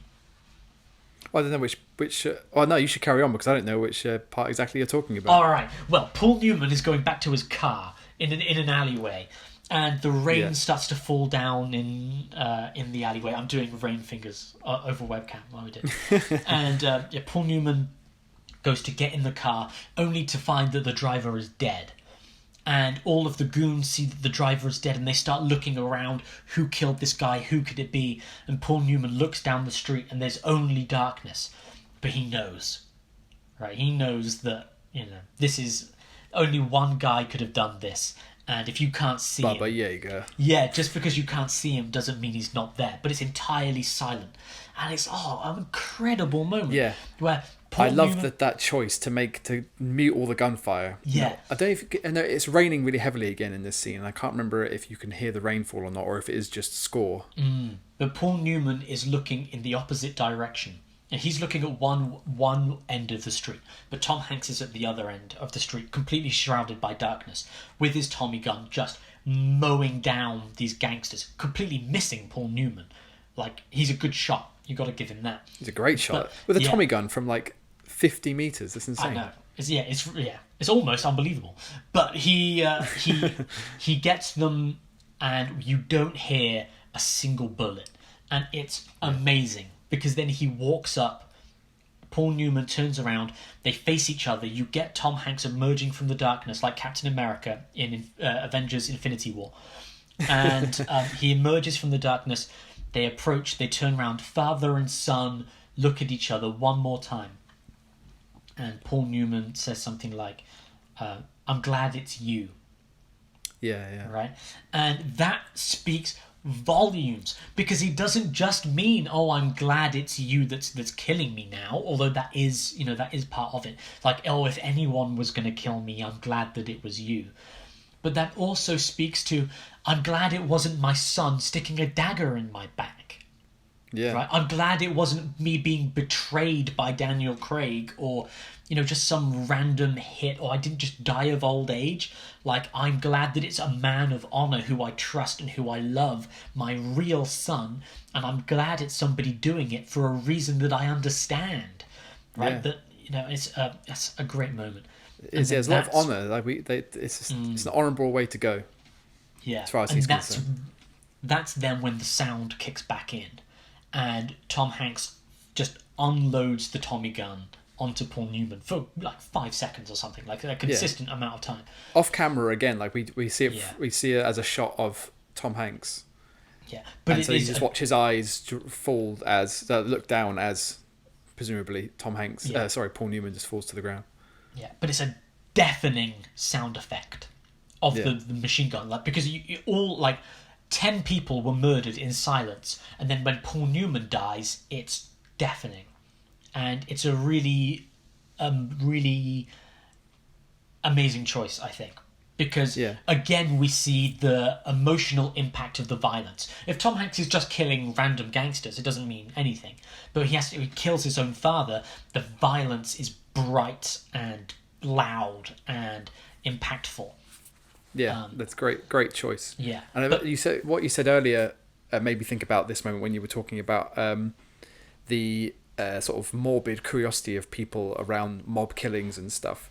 And that's kind of spread that's kind of followed us all the way into modern sort of, especially in American news, they're quite graphic with what they show on the news, and maybe think of the film Nightcrawler, where his Jake Gyllenhaal's character is kind of similar to Jude Law's character in this, and that he starts with Jude Law we kind of presume, but he starts with just having a morbid curiosity, and then he's the stakes get higher and he needs to start creating the morbid scenes for himself. But when Tom Hanks kills Paul Newman, he looks up and there are just people looking out of their windows all around this street, and no one is panicking, no one is screaming, no one's got their hand to their mouth. They're all just looking as if it was a photo, as if it's I don't know what that speaks to, but it's very moving because Tom Hanks is looking up at them all, and they're all sharing in it somehow. Yeah, it's a moment, as you're saying, nobody's scared. Nobody thinks that Tom Hanks is now going to turn around and just gun them down from the windows. Yeah, it's like a moment of judgment from them on him, like a religious thing to a certain degree, but also a judgment from him on them of being, this for you is just, like you're saying, this is just a curiosity. But for me, this is the death of my father, and you're not engaging with it in the same way that I am. But as the plot goes forward, we realise, of course, that Paul Newman was correct, and that now that he's dead, Al Capone, the other crime families have no reason to protect Daniel Craig. So, and I'm speaking about this so bluntly because when they show it, it's so blunt. Tom Hanks goes up in an elevator, walks into the hotel room, walks into the bathroom, shoots him once, and exits. And they open a channel for him. They just like Nitti just goes, as long as it's over after this, here's his hotel room and name and room number. And they let him into the muscle guys let him into the hotel. They let him into the hotel room. Yeah. He does that. No one stops him. He barely stops walking as he walks into the bathroom, pops him in the bath, walks out. Yeah, and we don't see him get that great shot. Yeah. No, we don't see him get... And this happens a lot, actually, in this film. And maybe this is what kept it at a 15 as opposed to an 18. Is there aren't an awful lot of, like, bullet shots and then blood splatter. A lot of it happens... it's an off-camera reveal. Yeah. Yeah, like when Tom Hanks gets betrayed and that brothel owner guy is given an indication that if he can kill Tom Hanks, then he's off the hook. When Tom Hanks grabs the gun and shoots him in the head, we see the bullet hole in the head, but I don't think we see the impact. And the same thing with when he shoots Paul Newman, all we see is Tom Hanks. And the same thing happens here with Daniel Craig. It's shot through a doorway, and we see Tom Hanks put his gun out of frame. Is it one shot or two? I don't remember. Pow. And he walks back out, and it's really well done. He looks like he accidentally nudges the bathroom door as he's on the way out, and there's a mirror on the inside of the bathroom door. And as the door spins closed, we as the audience can see the reflection of Daniel Craig in the bath, blood splatter, brains everywhere. Boom. It's a really, really great, beautifully directed moment. And then that's it. They're off to Perdition, right? Yeah, they're in the clear. Yeah, because the Rooneys are gone. Things have been wrapped up with Nitti. Yeah, like the crime families aren't after each other. They've got this life of peace, so they go off to Perdition on the shores of Lake Michigan. And they step down, and they've spoken about this house before. Oh, there's a dog at the house. The dog runs out, and Tom Hanks has the chance to look at his son as a child again. Right? We have I'd say 2 minutes of this movie at the end where Michael Sullivan gets to be a child again. Right? Their life of crime is finished. They're down on the beach. The dog comes out, and he realizes, and Mike gets to see his son play. Something that seemed impossible, like it never could have happened after everything that they've been through. And there's another really amazing piece of cinematography coming up that we'll definitely get into. But there's a great connection in this movie between water and death, I think. And like the rain, lots of murders happen in the rain. And when Peter is murdered with his mother, it's because his mother is washing his hair. He's just come out of the bath, of the shower. Yeah. Daniel Craig is killed in the bath. And then we get to Lake Michigan, and it's a giant lake. And I'm like, uh-oh. And also, I read the book the day before I watched the movie, so I knew what was going to happen anyway. But wrong way round. I know. But yeah, reading the book before you watch the movie, ridiculous. What a nerd. Yeah. So they've gone to the sister-in-law, the auntie's house at last. Michael is playing with their dog. He's on the beach, and Tom Hanks goes into the house to say, we're here, we made it. And the house seems empty and deserted, and it's entirely white inside the house. It's like when you watch a B movie and a character's wearing a white shirt, I know why they're wearing that white shirt. And it's so that it could be stained. But the house is entirely white, and he steps forward to these giant windows, and again, we don't look out of the windows. We look at kind of through the windows at Tom Hanks looking out of the windows, because we're not seeing what he's seeing, we're seeing his reaction to what he's seeing. Yeah. And it's that opposite. It's the same thing again with when he shoots Paul Newman, but it's him seeing life in his son, seeing the childhood rather than seeing death for the first time. I think it's a really great moment. But what we don't see is what's hidden behind, obscured, in the same way that Daniel Craig couldn't see at the beginning when he's doing his hair through the doorway. We can't see what else is in the room behind Tom Hanks.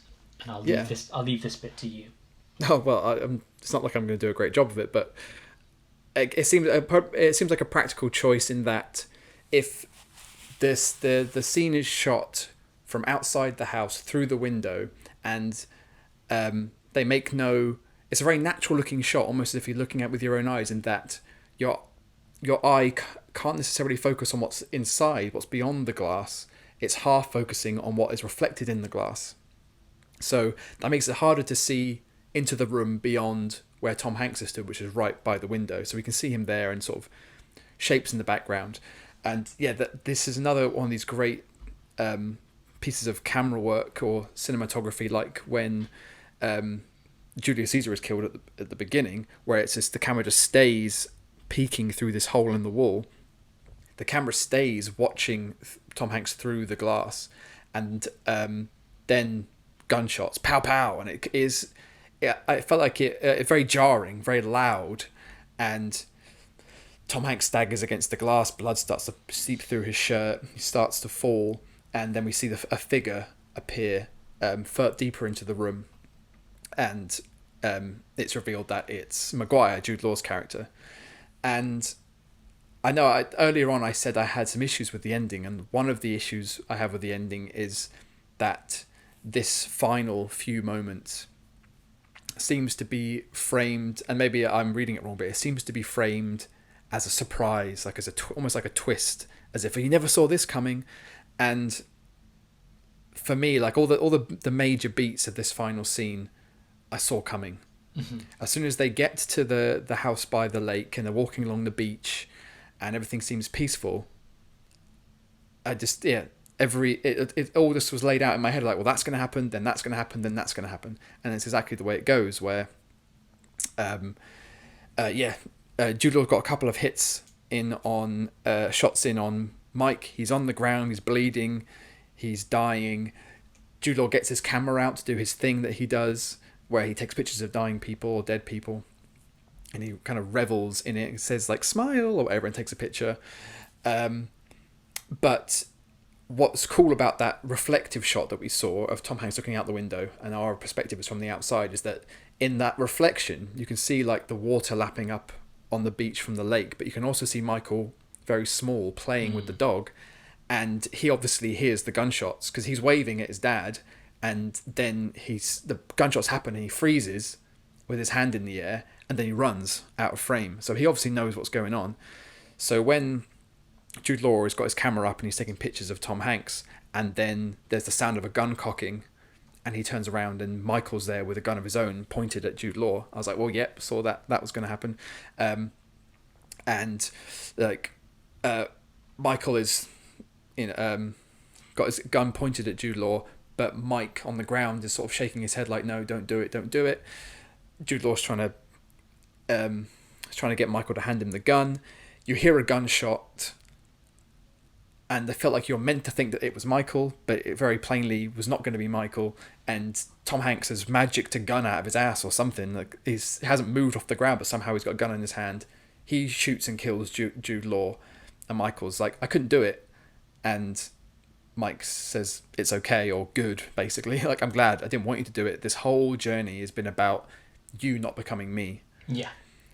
And that sort of duality question that was posed right at the beginning of, was my father a good man, or did he have no good in him at all,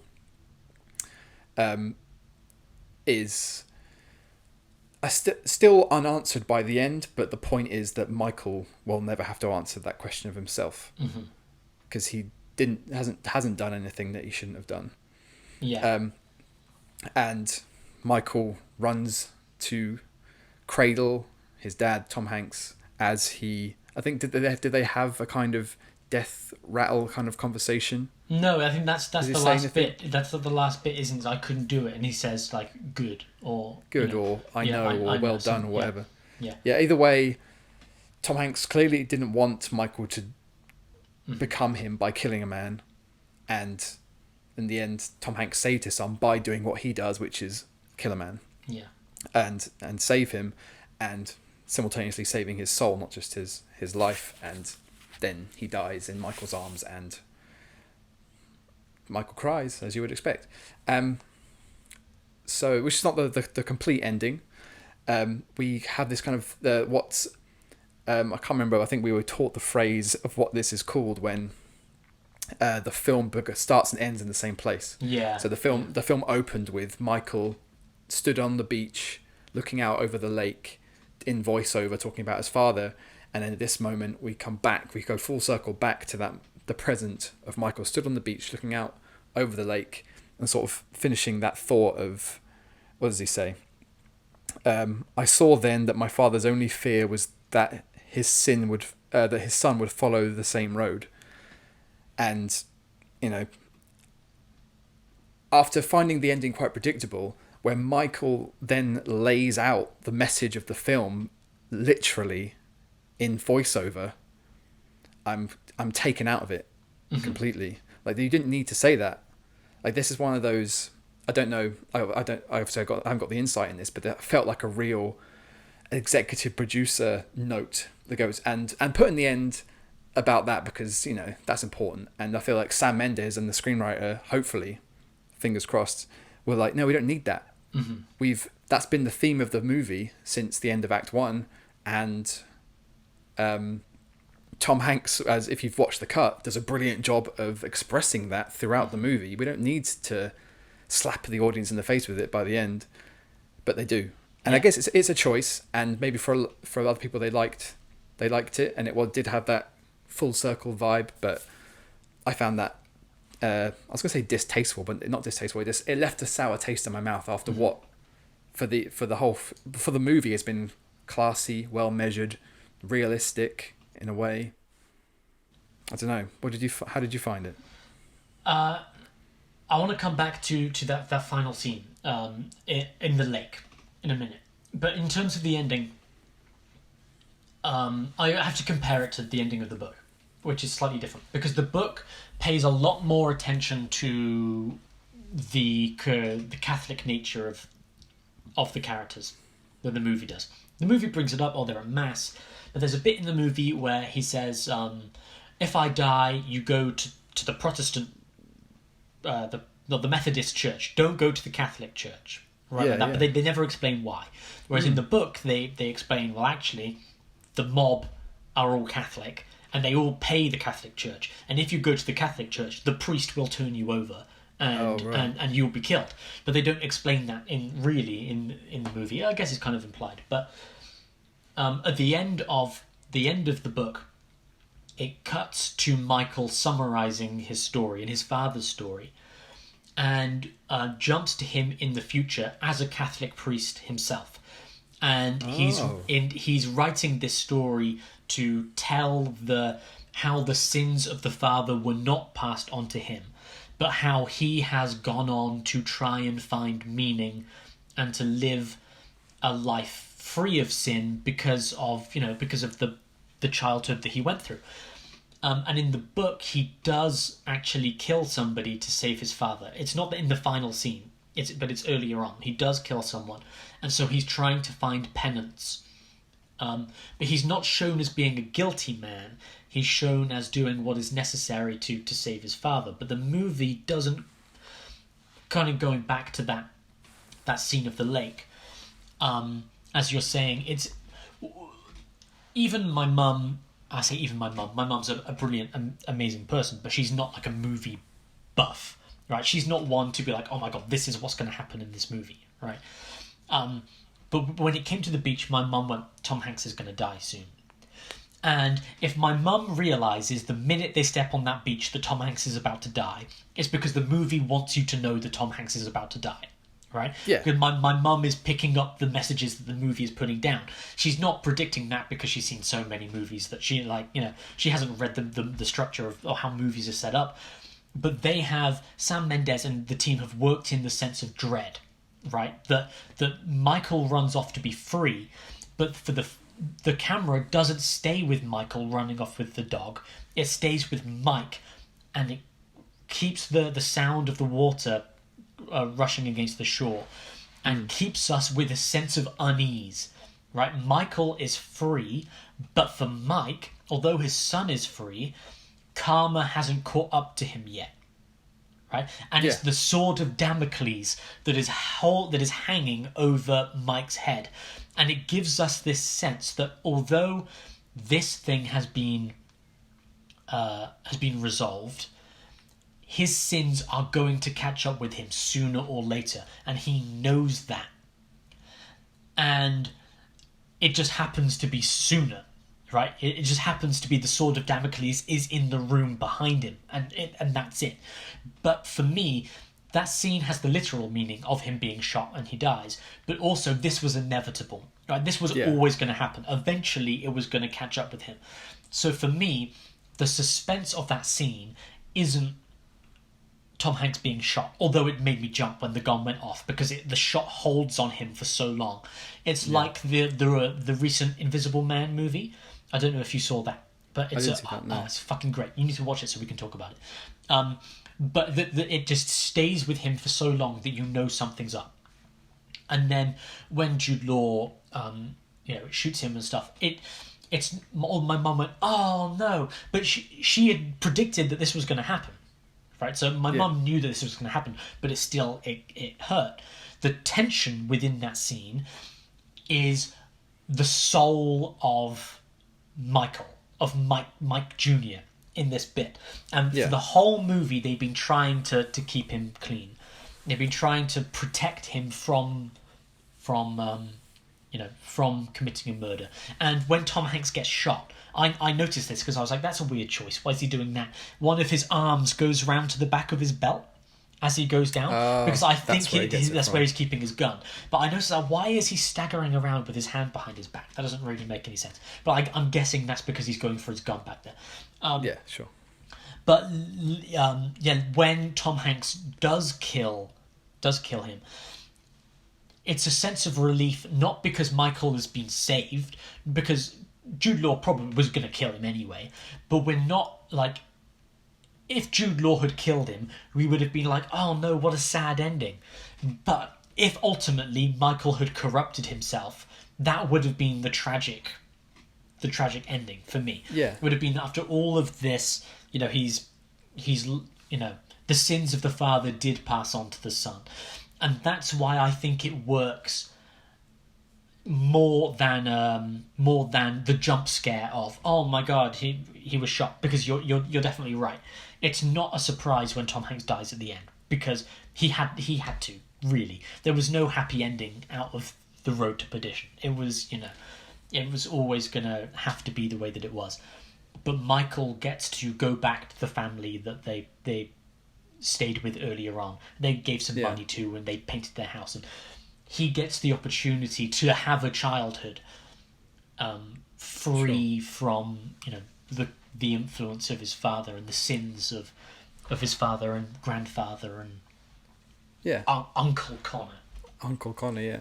No, I agree that the ending works, and I think but by me saying it was predictable, I'm not trying to damn it in any way. No.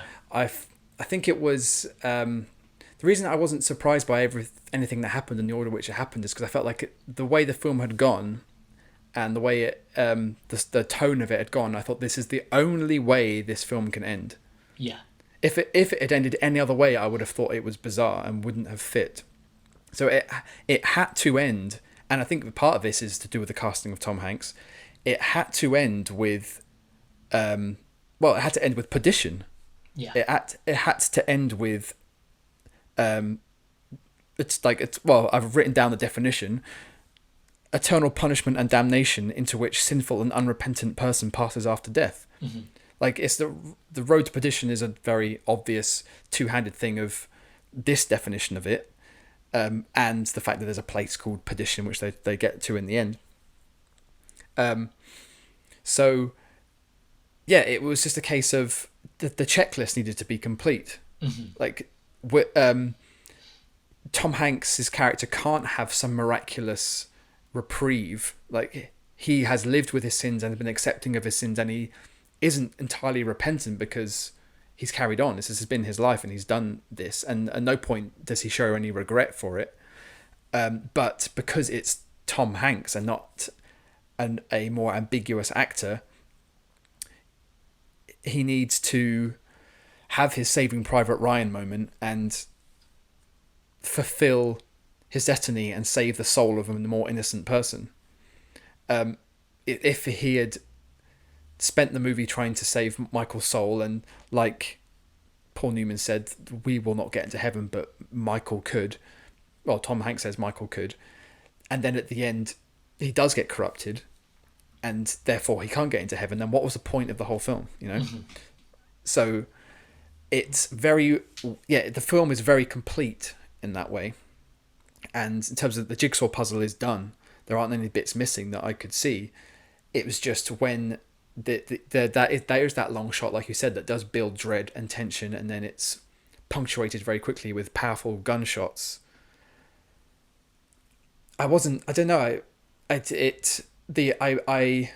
felt cheated out of an emotional punch, because the film takes you on a journey that can only have one ending. It couldn't have ended any other way. So you're just waiting for all those steps to be taken, really, I think. But so I feel like maybe it lacks a little bit of that emotionally for me. But in terms of a film and filmmaking, it's kind of flawless. Mm-hmm.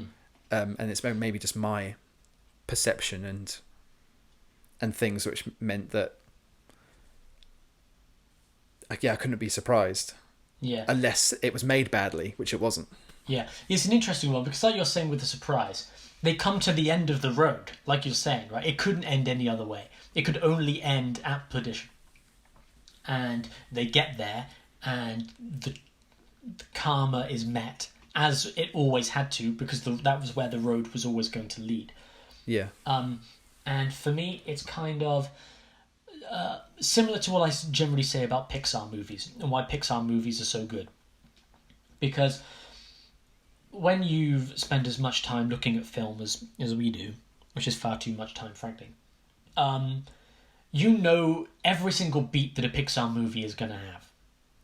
And so when you watch a Pixar movie, there might be the odd plot twist that you're like, oh, I didn't see that coming, but it's pretty rare. You know the emotional beats that the movie's going to hit.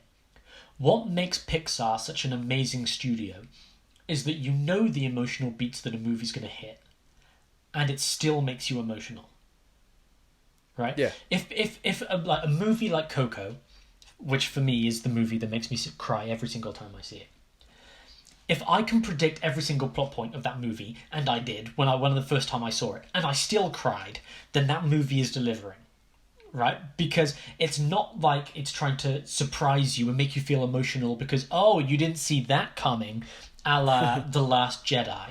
right? Where it's like the only way to make you feel emotion for this story is to subvert your expectations of this story.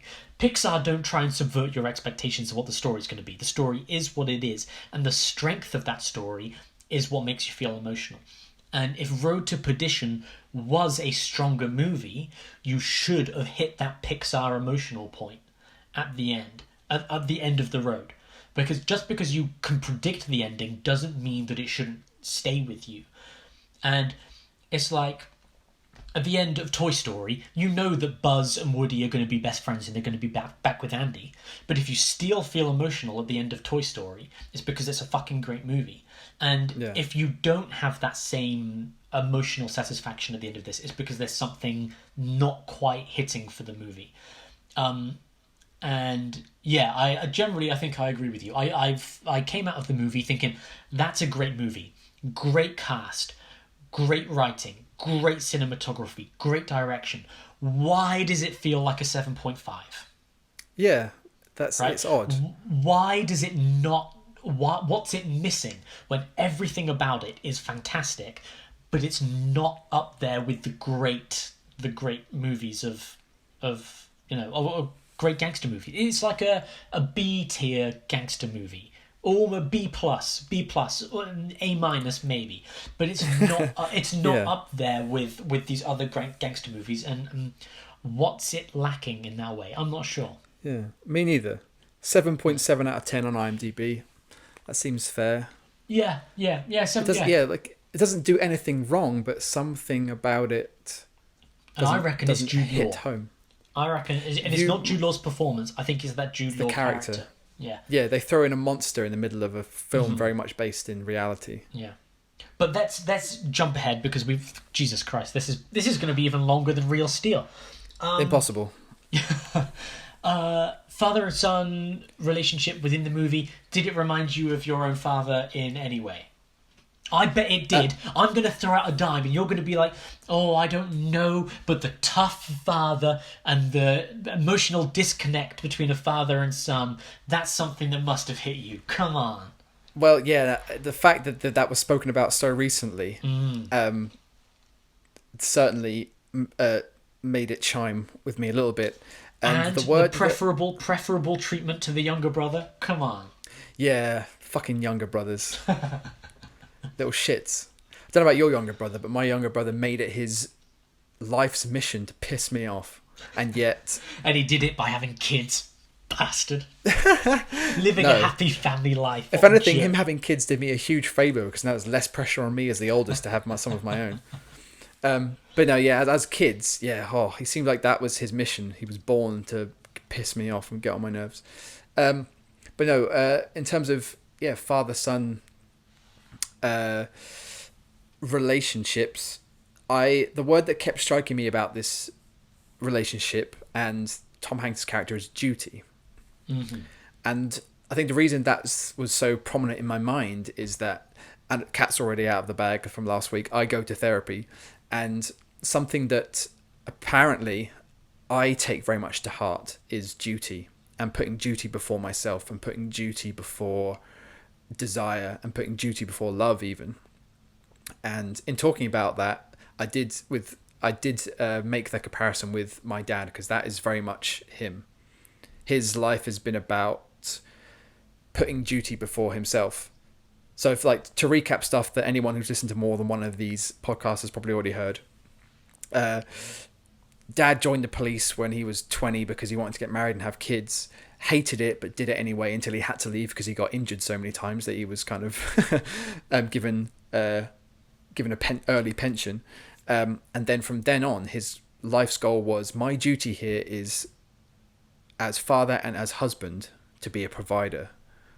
And all I can, the only desire I really have, because all of my personal or artistic or adventurous desires are secondary to my duties, all I'm going to do is what will provide for my family.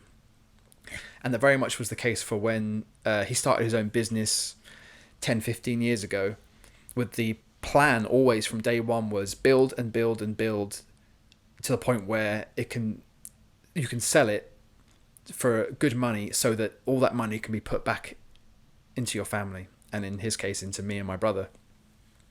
So there were instances throughout that period of him having his own business and trying to build it from the ground up, and working himself into the ground.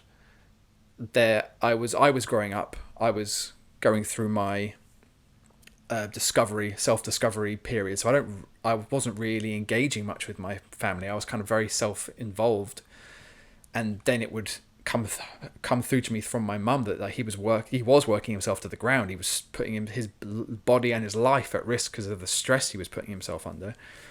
And when it came to fruition and all that work paid off, and he could sell his business and could make money and could pass that back down to me and my brother, and I was initially reluctant. I in fact turned it down. I was like, I don't want anything. Like, you've put all the work in. You have deserved this. You should put all of that back into yourself. Like, you put yourself second to everybody else all this time. It's done. Mission complete. Reap the rewards. But his revelation to me was that was never the point. The point was you. The point was you and your brother. Your point was, however hard this was, it was because so that you could have more than I did, and so you wouldn't have to put yourself through this. Because sure, I've put myself through the ringer, but the whole point was so that you don't have to. So he's very much always been a duty before anything else, and I have inherited that, I think, and I will do what I think is right, even to the point of this, like in the working environment. If I have to do more than others because I think it's the right thing to do, if it's gonna, and it might it might mean that I stay at work late, or it might mean that I have to renege on a engagement with socially, the right thing to do is to do your duty. And in a occupation, it's because you're being paid to do it, and if you're in a relationship, it's because there are roles to fulfill within that relationship, and even if they aren't what you really want to do in that moment, it's your duty to do them because you've agreed. You entered into a contract. You either entered into an employment contract or you've entered into a relationship contract, figuratively, and you need to fulfill that duty above all else. And I have definitely taken that on. And Tom Hanks's character in this film very much takes on duty. He is a killer. He's murdered countless people and intimidated even more, most likely, because he feels obliged to serve the man who saved him and his family. I think there's the backstory that he was in the war, was a bit of a war hero, came back, had nothing. Mr. Rooney took him in, gave him his family a home, gave him money, gave him a job. So as far as Mike Sullivan is concerned, it's his duty to repay that until he dies. That's it. He has to just repay what was given to him. And so, I can definitely draw a comparison between my dad and Michael Sullivan in that respect, as well as, like you've said, being quite emotionally repressed, and putting himself, sacrificing his life literally to save the soul of his son. Yeah, I don't think I got anything for my... It always goes. I think these always go. They're always unbalanced, aren't they? Yeah. One of us goes, "Wow, yeah, this is profound." The other one goes, "Nah, nothing." Tom Hanks is alright though. Yeah, he's a good choice. If you're going to see your dad in anyone, Tom Hanks is the one to see it. I think this is a good step into what needs to be our next series that we've brought up a couple of times before. But Awful Therapy going to be a new podcast coming to Awful Commentary soon, where we just we'll do therapy with a bunch of different people and just expand on different issues and stuff. Because I've got some stuff to say about duty as well, and a sense of duty, but it doesn't connect to a father and son thing necessarily. But it's a really interesting discussion I think we should come back to. On the first issue of Awful Therapy, will be me and Dave talking about a sense of duty and how that's impacted our lives. That'd be fun. That's something to do. The one thing I did want to say though, in reading this and watching this, I was thinking, this is awfully similar to certain tones evoked in The Mandalorian.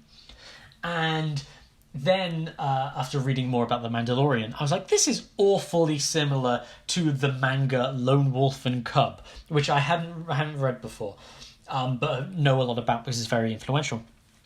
And it's this father and son. The father is a Ronin, essentially, on the run from some great power, from some great threat, trying to protect their young son on the way and guide them in the world to stop them from becoming the sinful person that the father is. And Lone Wolf and Cub is a super influential version. The Mandalorian is very heavily influenced by this. And after reading more about the graphic novel, which was written by Max Allan Collins and illustrated by Richard Piers Rayner, who did lots of work on Hellblazer, the original Constantine stuff, so great artist through and through. Definitely recommend checking out the book. It's different to the movie, but definitely recommended. Max Allan Collins said Lone Wolf and Cub was a big influence on this, alongside like The Godfather and like other gangster things. Lone Wolf and Cub played a really big role, and so I think we should embark on a number of Lone Wolf and Cub inspired properties of fathers and sons on the run, discovering more about each other while under the greatest threat imaginable. We've got Road to Perdition, we've got Lone Wolf and Cub itself, the manga series. It'll be our first like solely comic book thing. Oh, I think there's an animated adaptation, but we're not going to look at that. And then we'll come round to the Mandalorian, the series finale of that at some point as well. But it sets us up with some cool father and son relationships to discuss in the future. That sounds great. All right, great. Well, thank you for listening, everybody. Now that I've got my way, I'm not going to backtrack.